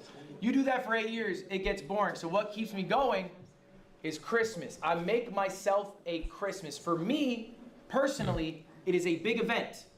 Something I'm really excited to do. I have streamer games in 2 weeks. I'm excited. This is basically about the free time. I get it. It's like me taking a week off during the summer, this summer, and just no internet, no service, nothing for a few days, which is very relaxing, very nice, and I recommend it a lot. To do that. So I know, okay, I gotta get all my ducks in a row. Gotta get my YouTube videos out, I gotta get my streams out, I got Christmas coming up. All right, first part of the year, I do this event called Tip to Tip, a motorcycle around the world, my friend Michael Reeves. That is Christmas, I'm so excited to do that. But I know I gotta do my work, okay, before, to get to that. Make yourself a Christmas. It can be whatever. Something you're excited to do. Maybe it is a big streamed event. Maybe it is a YouTube video recording. What he's saying here is quite important, that you can take breaks, of course, but it's also important that during the break you release something. Like before I went on the trip, I had a lot of like clips made that I scheduled for the rest of the month. Maybe it's a vacation. That's fine. But make yourself a Christmas so that you can look forward to, you can get through the day-to-day of life. Next up.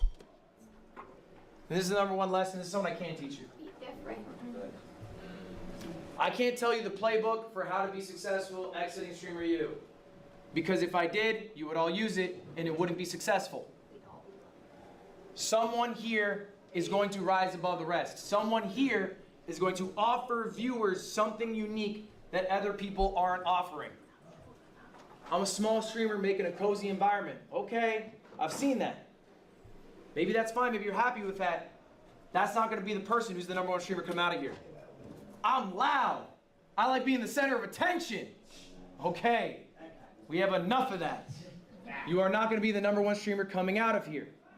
So what are you doing to be different? What are you doing that people are drawn to? This is tough, this is intrinsic, this is personal. I cannot tell you what it is, but I feel like I'm different considering my because of my Norwegian fucking accent when I talk English. Some people find that funny probably. I'm different in the way that I don't really care about how people will look at me. I can say whatever the fuck I want with no problem, no hesitation. I've had some weird ass discussion with chats during the streams I've had. I feel like I'm different in that way, that I'm like zero filter. That makes sense. ultimately, whoever's successful will do this. Dean Sinnat. I'm just here to look around. Guys, we have about 5 minutes left in class. I appreciate you all being very attentive. At this point, I will open it up. Does anyone have any questions for me? This is the last time that we will be meeting. So if you have anything for me, let's get it out now. Hands up. What you got? When's the time that you've almost quit streaming or content creation? It's a good question. What's the time I almost quit streaming? It was early in my career. I was a part-time employee at a vape company. I was head of marketing. I didn't smoke vapes, I lied on my resume. After, I would go home, I would stream. Work stream was a lot. But I really love streaming. Here's the crazy thing. I had the best stream I had ever had. I averaged 1,000 viewers. The next day, I almost quit. Because I knew the number that would show up would be smaller. And that ate at me.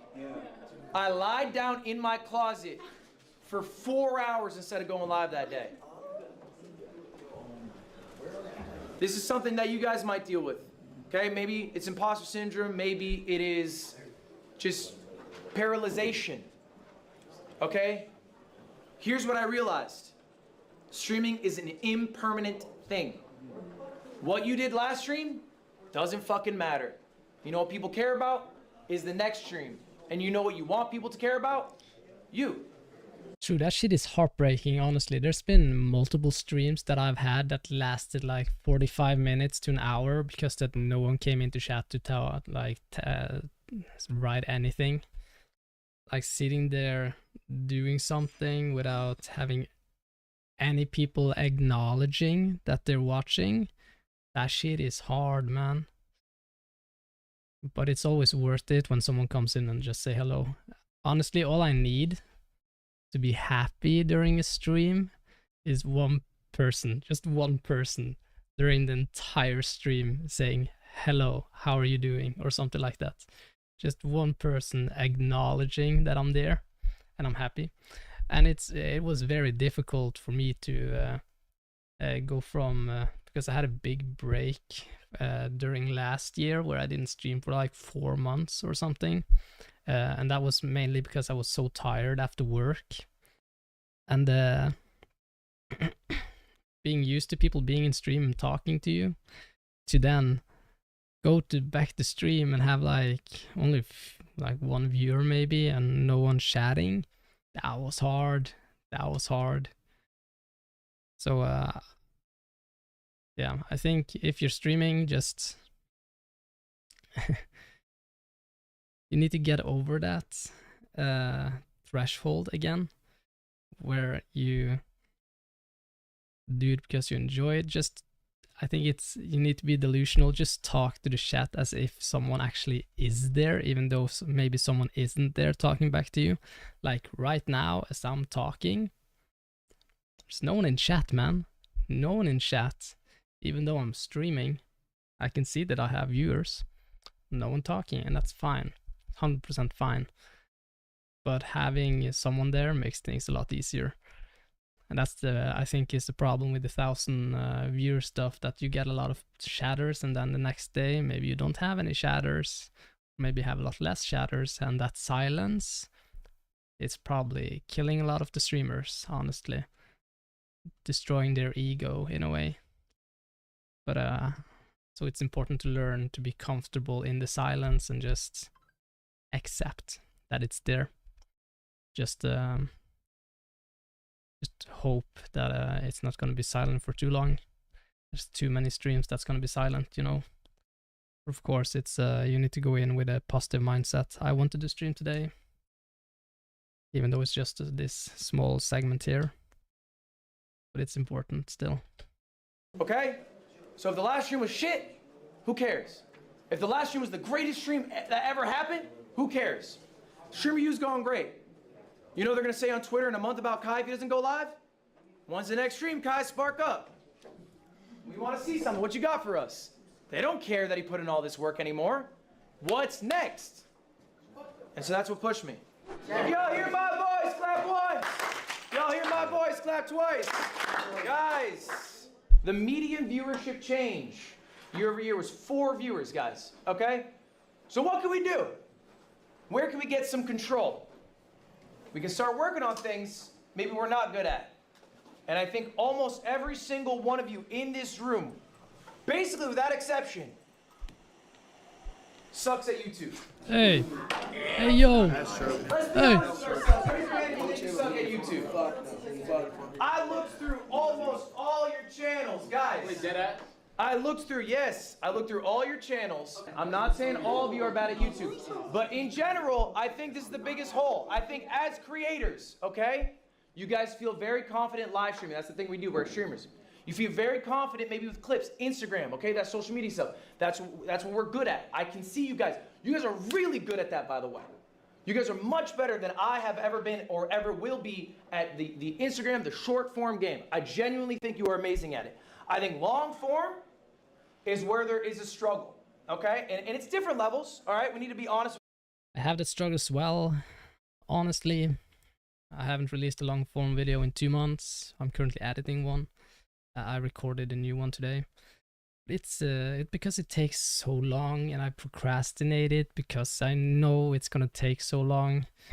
That's my problem, the procrastination, as well as the having enough footage to actually make a video, and then the fact that I have to edit it for so long. I love editing, but I get so passionate about the editing that it takes a very long time when I sit down and do it. And yeah, With ourselves here. how it is. But here's the question. Do you guys agree with me? Let's show hands. Do you think it is valuable to be good at YouTube? Yes. Extremely. Yeah. We all agree with it. Okay. Why? Anyone have a guess? Why? Because when you bring short form into your YouTube, you're like a TV show, you're like an episode, people have more screen time of showing the content. Yeah, but you can just do it on Instagram. Why YouTube? That's all we all grew up with, but YouTube. Okay. So add it all together, that YouTube is the #1 thing. You've got to get YouTube to get it everywhere else. Because it's owned by Google, it has more longevity. Because it's owned by Google, it has more longevity, okay? Because people who watch YouTube are more likely to consume longer form content, which means they'd be better for watching streams. More likely to consume longer form content. That's an interesting idea. Yugi, what you got? YouTube has more, how do I say, like eyes. It's a bigger platform than I think Twitch is. Okay. Let's go through that, guys. These are the monthly active users. We're going to go through a few websites that are familiar to you. Kick. 64 million people every month log on to Kick. They'll watch a stream there. That's more than I Twitch, thought it was. 240 million. Okay, now we're cooking. Guys, YouTube in comparison. Billions. 2.6 billion. All right. Furthermore, it's not just monthly active users compared to streaming sites. It is the most watched thing on TV. Wow. It is I'm gonna say that again. The most watched thing on TV is YouTube. The most watched, and it's only growing. Okay? So ultimately, what is the value of being successful on multiple different websites? It's to diversify yourself. If you're only successful on Twitch, what if your Twitch falls off? What if you get banned? What if Twitch, the website, ceases to exist? That can happen. It's not a permanent thing. It will not exist forever. Then what do? Same with Instagram, same with everything. The more diversification you have, the more successful you are on multiple platforms. You saw that with Wine. Wine fell off. It got deleted. People were stressing to go to other social media networks. And the people succeeding were people who already was on the different ones. The more safeguarded you are.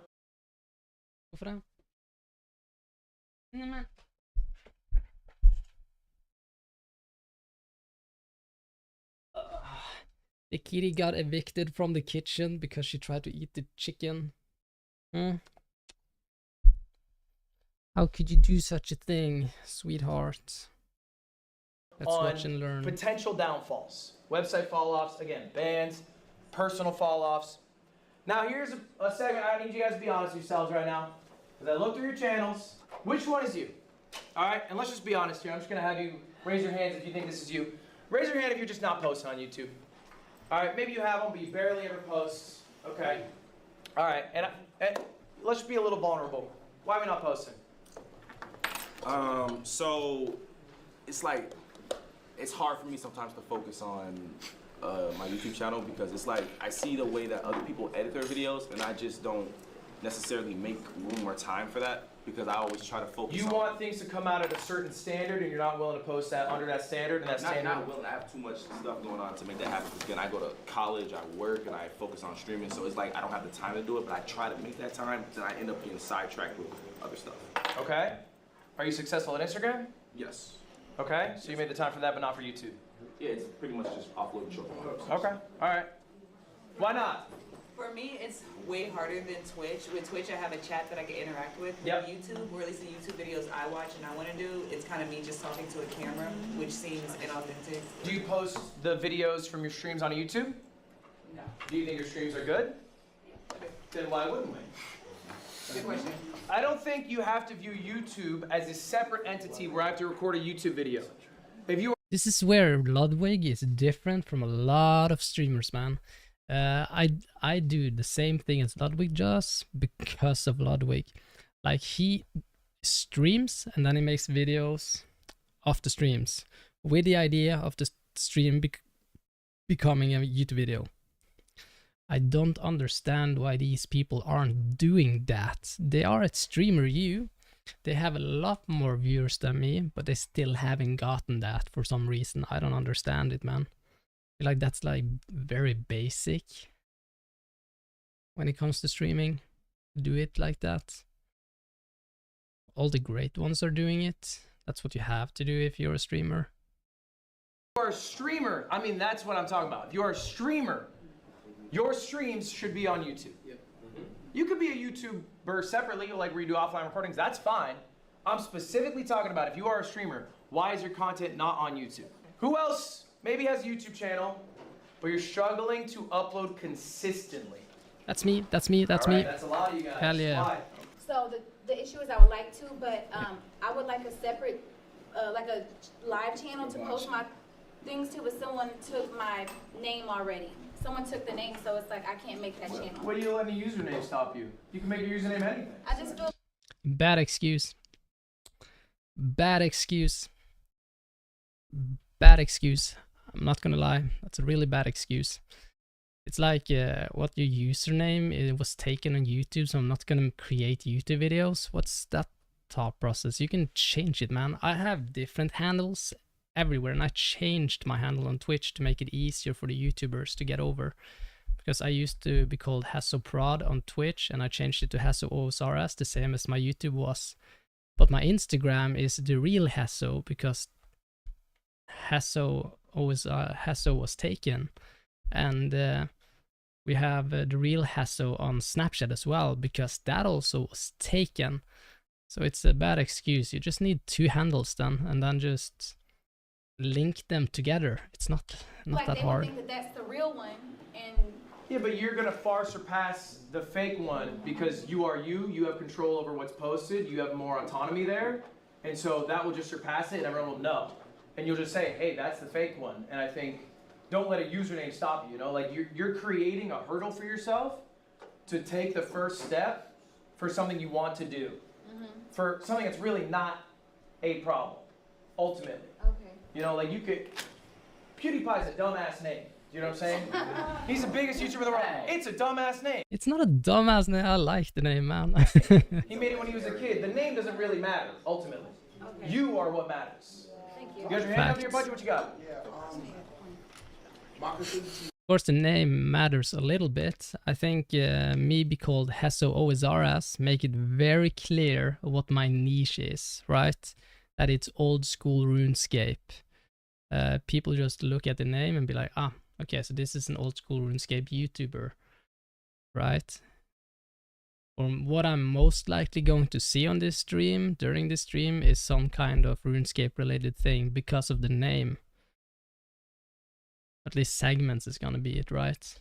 Because I get discouraged because I'll post like on Instagram or other platforms and it'll like go crazy, and I try to post the same thing on YouTube and it won't go crazy, so like I just stop posting and I just randomly try again. So that's where the consistency fuck up at. You need the validation of success to be able to continue to post. And you're putting your energy into where you're getting energy back. Yes. I think that's valid. Okay. Can I break some news to you all right now? Yeah. Yes, sir. It is really easy to make content when the number's going up. Yeah, definitely. It feels so good to go live when you know the viewership's gonna be higher. Yeah. It feels so good to post on IG when you know the clip's gonna blow. So easy to post on YouTube when you know it's gonna bang. You know it's hard? Doing it when the viewership is down. And let's go. I've talked about this already. It's very difficult when there's no one watching, no one chatting, all of that with streaming. But you just need to be comfortable in the space, right? In the silence. That's what I had to learn when streaming, because I'm a very tiny streamer. A lot of streams I don't have any chatters, not even one person saying hello, and that's okay. Just have to fill the silence if you don't want silence, or just be comfortable in the silence, you know? It's not that hard. It's all about comfort. What are you doing, kitty? Wah. Just be entertaining even though no one's watching, man. Try to at least be it. One step further. Because suddenly someone is gonna come in who's gonna enjoy what you're doing when they come in, kind of. Of course you can have silence, but just don't quit because of that, you know. Next week, what's gonna happen to all of you? All of us are gonna fall off. It's gonna happen. Guys, I have good news. Everyone's gonna fall off. Kai Cenat is gonna fall off. No, watch your mouth. Don't say that shit. Watch your mouth. He's gonna fall off. Watch your mouth. You want me to shut my mouth? Name someone. Name a famous actor from 150 years ago. I'll wait. Marilyn Monroe.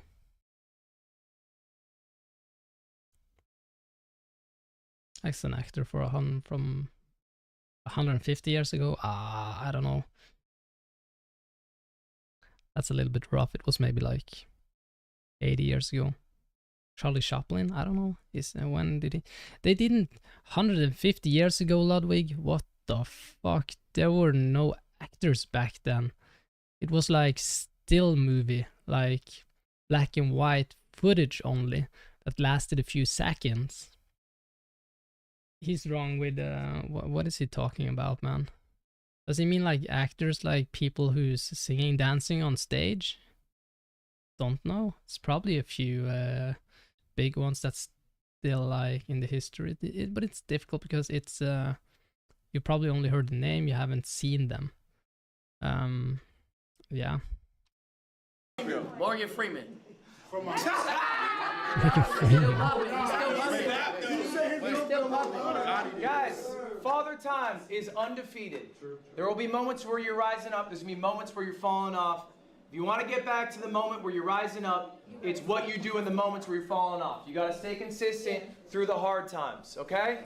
So whatever excuses, hurdles, barriers you're putting in front of you. Yeah, someone else in chat said it. 150 is too much. Yeah, definitely. So, I can't get my channel name. I'm not getting the same views on a certain platform, or I'm not doing as well as I used to be. You have to get over those hurdles, because no one else cares. They just want you to output. And if you don't, then you're never going to succeed on that platform. I promise you that. So guys, I have good news for you all. I got the cheat code. Yay, I she's can cool. tell you exactly how to be successful at YouTube. Why? Because I'm old. When I started out, we didn't have short form content. There was no clip farmers. So for me to grow as a streamer, I had to grow as a YouTuber. And I think growing on YouTube is genuinely easier than growing on Twitch. Really? There's no discoverability on Definitely Twitch. is. YouTube is a scientific game. It is not about how enigmatic your personality is. It is not about the connections you have. It's about how well you understand how the website works. And if you put the time in the study, you will reap the rewards. I promise you that. So guys, what is the #1 skill that you need to learn to become a great YouTuber? The #1 skill you have to learn, I think, understand your audience. I think that's probably it. It's either that or understanding trends, right? #1 skill. You gonna be good? Yeah, what you got? Number one skill to be very good at YouTube is to upload and get better every upload. I mean, I don't think that's the answer he's looking for, but it's a correct answer. Wrong. Flacco, what you got? Edit. Wrong. Oh, shit. What you got? Consistency. Wrong. I was gonna say the same thing. Yugi. Thumbnails. Close. Go further. Go further. Is the answer packaging? Is the answer really packaging?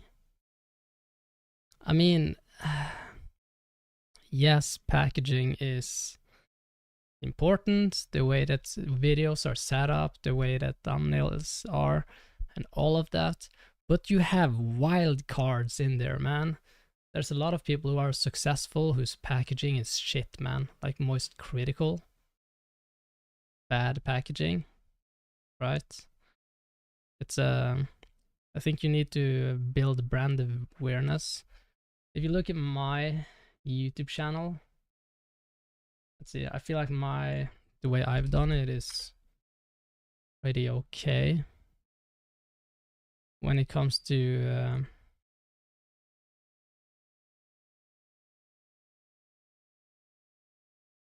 here you have it. This is my channel, right? Has OSRS, 517 subs, 202 videos. Most of them are shorts though, because I upload shorts daily.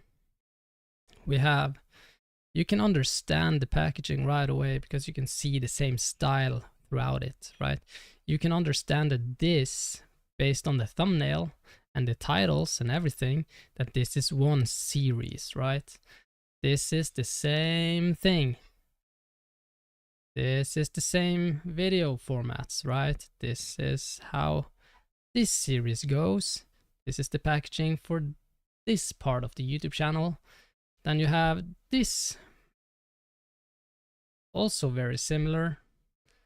And then as you can see, I tried to change it up.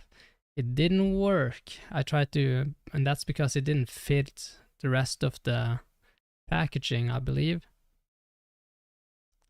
These ones also, one-off videos, didn't work. I feel like the packaging is, like this one, the packaging is not that good. Same with, I don't feel like the packaging was good on this one, so I don't think it's weird that they're not doing well. I'm not very happy about the thumbnails. I'm happy about this thumbnail, but I would have to need this kind of thumbnail on all of them. It's all about the packaging in that way. You can see on this series, it's the same kind of background and the same text up there, and then it's like part 8, part 9 text. Having a series is very good for OSRS, but most other niches, it would kind of destroy your YouTube channel.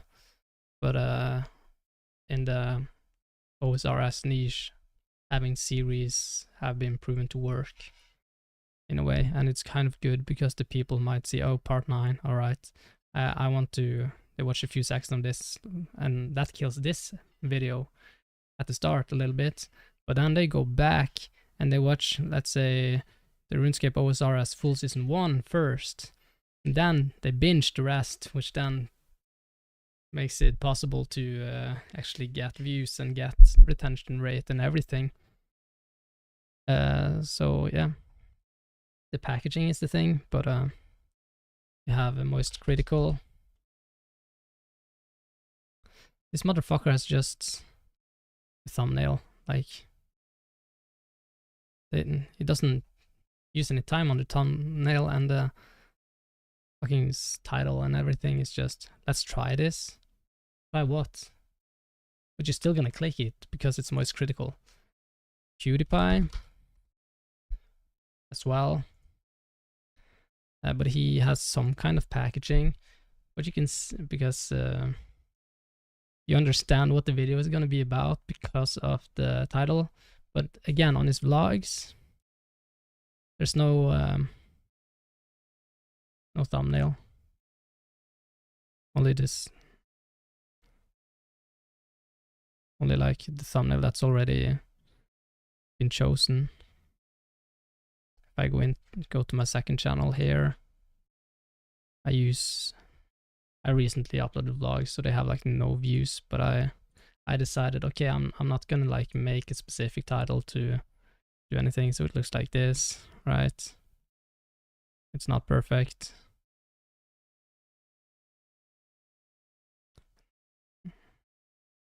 Yeah. Of course, packaging is important, but it's not the most important. I think it's possible to become big without the packaging it at least the same way that the algorithm wants you to package it. I think you just need to understand your audience and make a package that works for them. And? Length. Packaging. Clickbait. Oh, What you say? Hold on, Packaging. everyone listening to what you say. Packaging. Bam! My nigga. Nah, you got that for that. That was tough.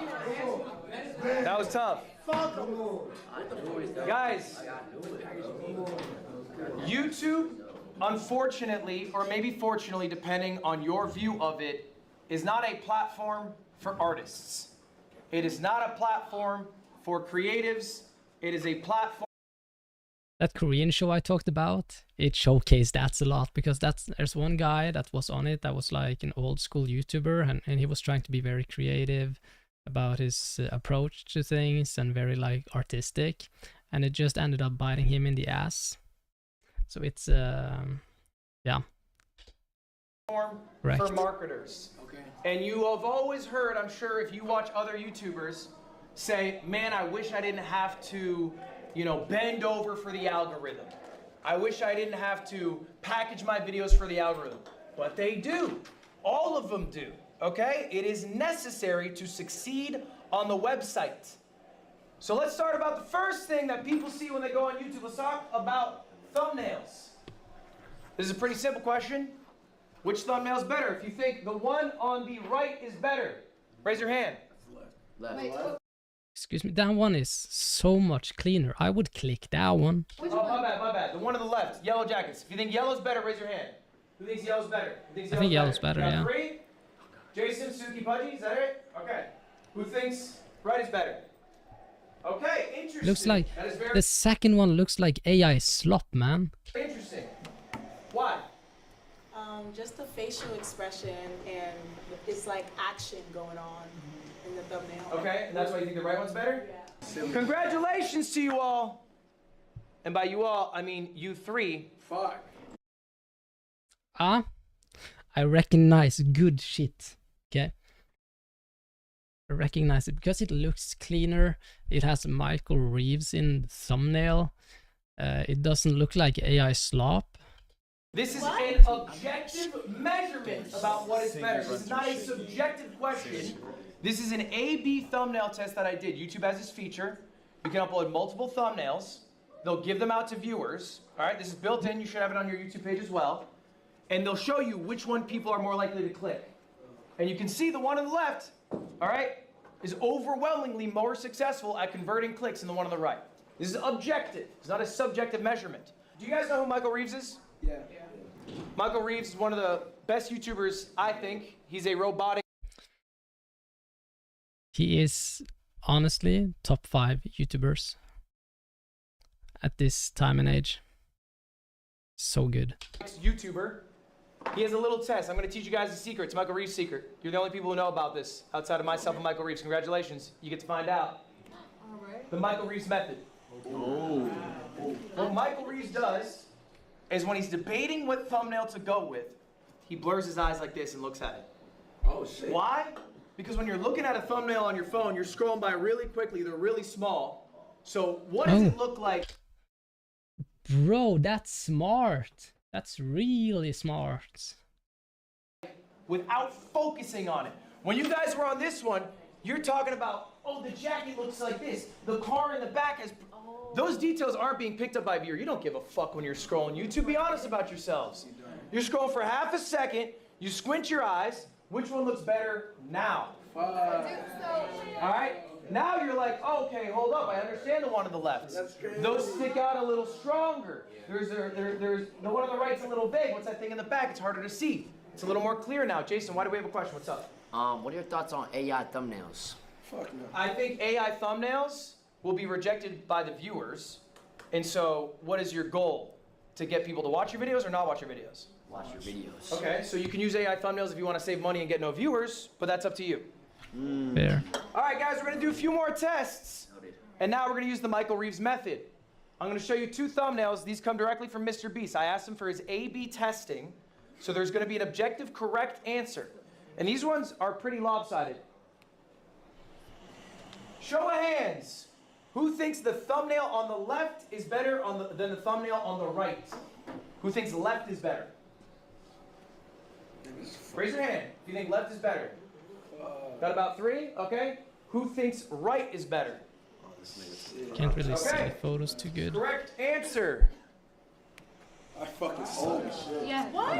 That's why I don't do YouTube. Jason is crushing in this game. If you are getting these wrong, all right, it means that you don't know what you're talking about. And that's all right. It's okay that you do not know what you were talking about. You are new to this. You have not uploaded a lot. This is why we are going through the exercise. But this is something you can be actively doing and actively thinking about. Next part of packaging, y'all. How do you make a good title? Do we have any guesses here? I feel like you should come up with a title before you do the video. I think this is good. This has been said by other YouTubers as well. If you think of the title before, it helps every single part of the process. What do you have? I think about the most exciting part of the video, the highlight of it. Yeah. And like put the title around that, but also make sure that clip is like in the beginning of the video when it first starts, even if like it's just a clip and then you go back to the beginning of the video. Guys, we're working too hard. Okay. Aren't we busy? Yeah. Don't we have too much going on? Too much. This sounds like a fuck ton of work. Yeah. All right, how do we guarantee that we have a successful title? Y'all. Steal it. Yeah. But don't just steal it.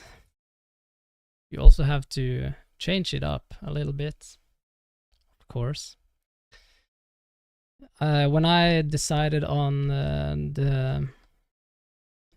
when I decided on the titles for my Slayerlocked series, I took inspiration from other RuneScape creators, so what they did, and then I changed it up a little bit by putting an emoji in there, just for some, just for a little bit of change. Yeah. Steal that shit. So take inspiration. That's all about YouTube, actually. Just take inspiration from what other people who are successful have done, man. Steal that shit straight up. I promise you. I have stolen more YouTube titles than I can think of. I promise you. More people have stolen YouTube titles from me than I can count. Look, I'm gonna show you guys a video. I remember watching this video damn near 10 years ago, all right?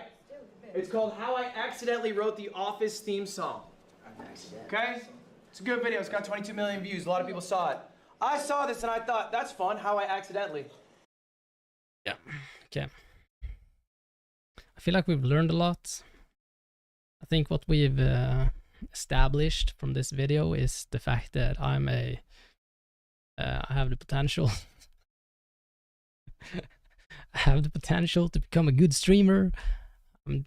I know my problem, honestly. My problem is that I'm not consistent enough. I don't stream enough. I don't upload enough YouTube long format videos. My bad. My bad. That's fine. Anyway, thank you everyone for watching. Subscribe, follow, all of that. I'll see you guys in the next episode, next video. And follow the main channel as well, the HessoOS RS1. That's where I'm the most active. Alright, see you guys later. Goodbye.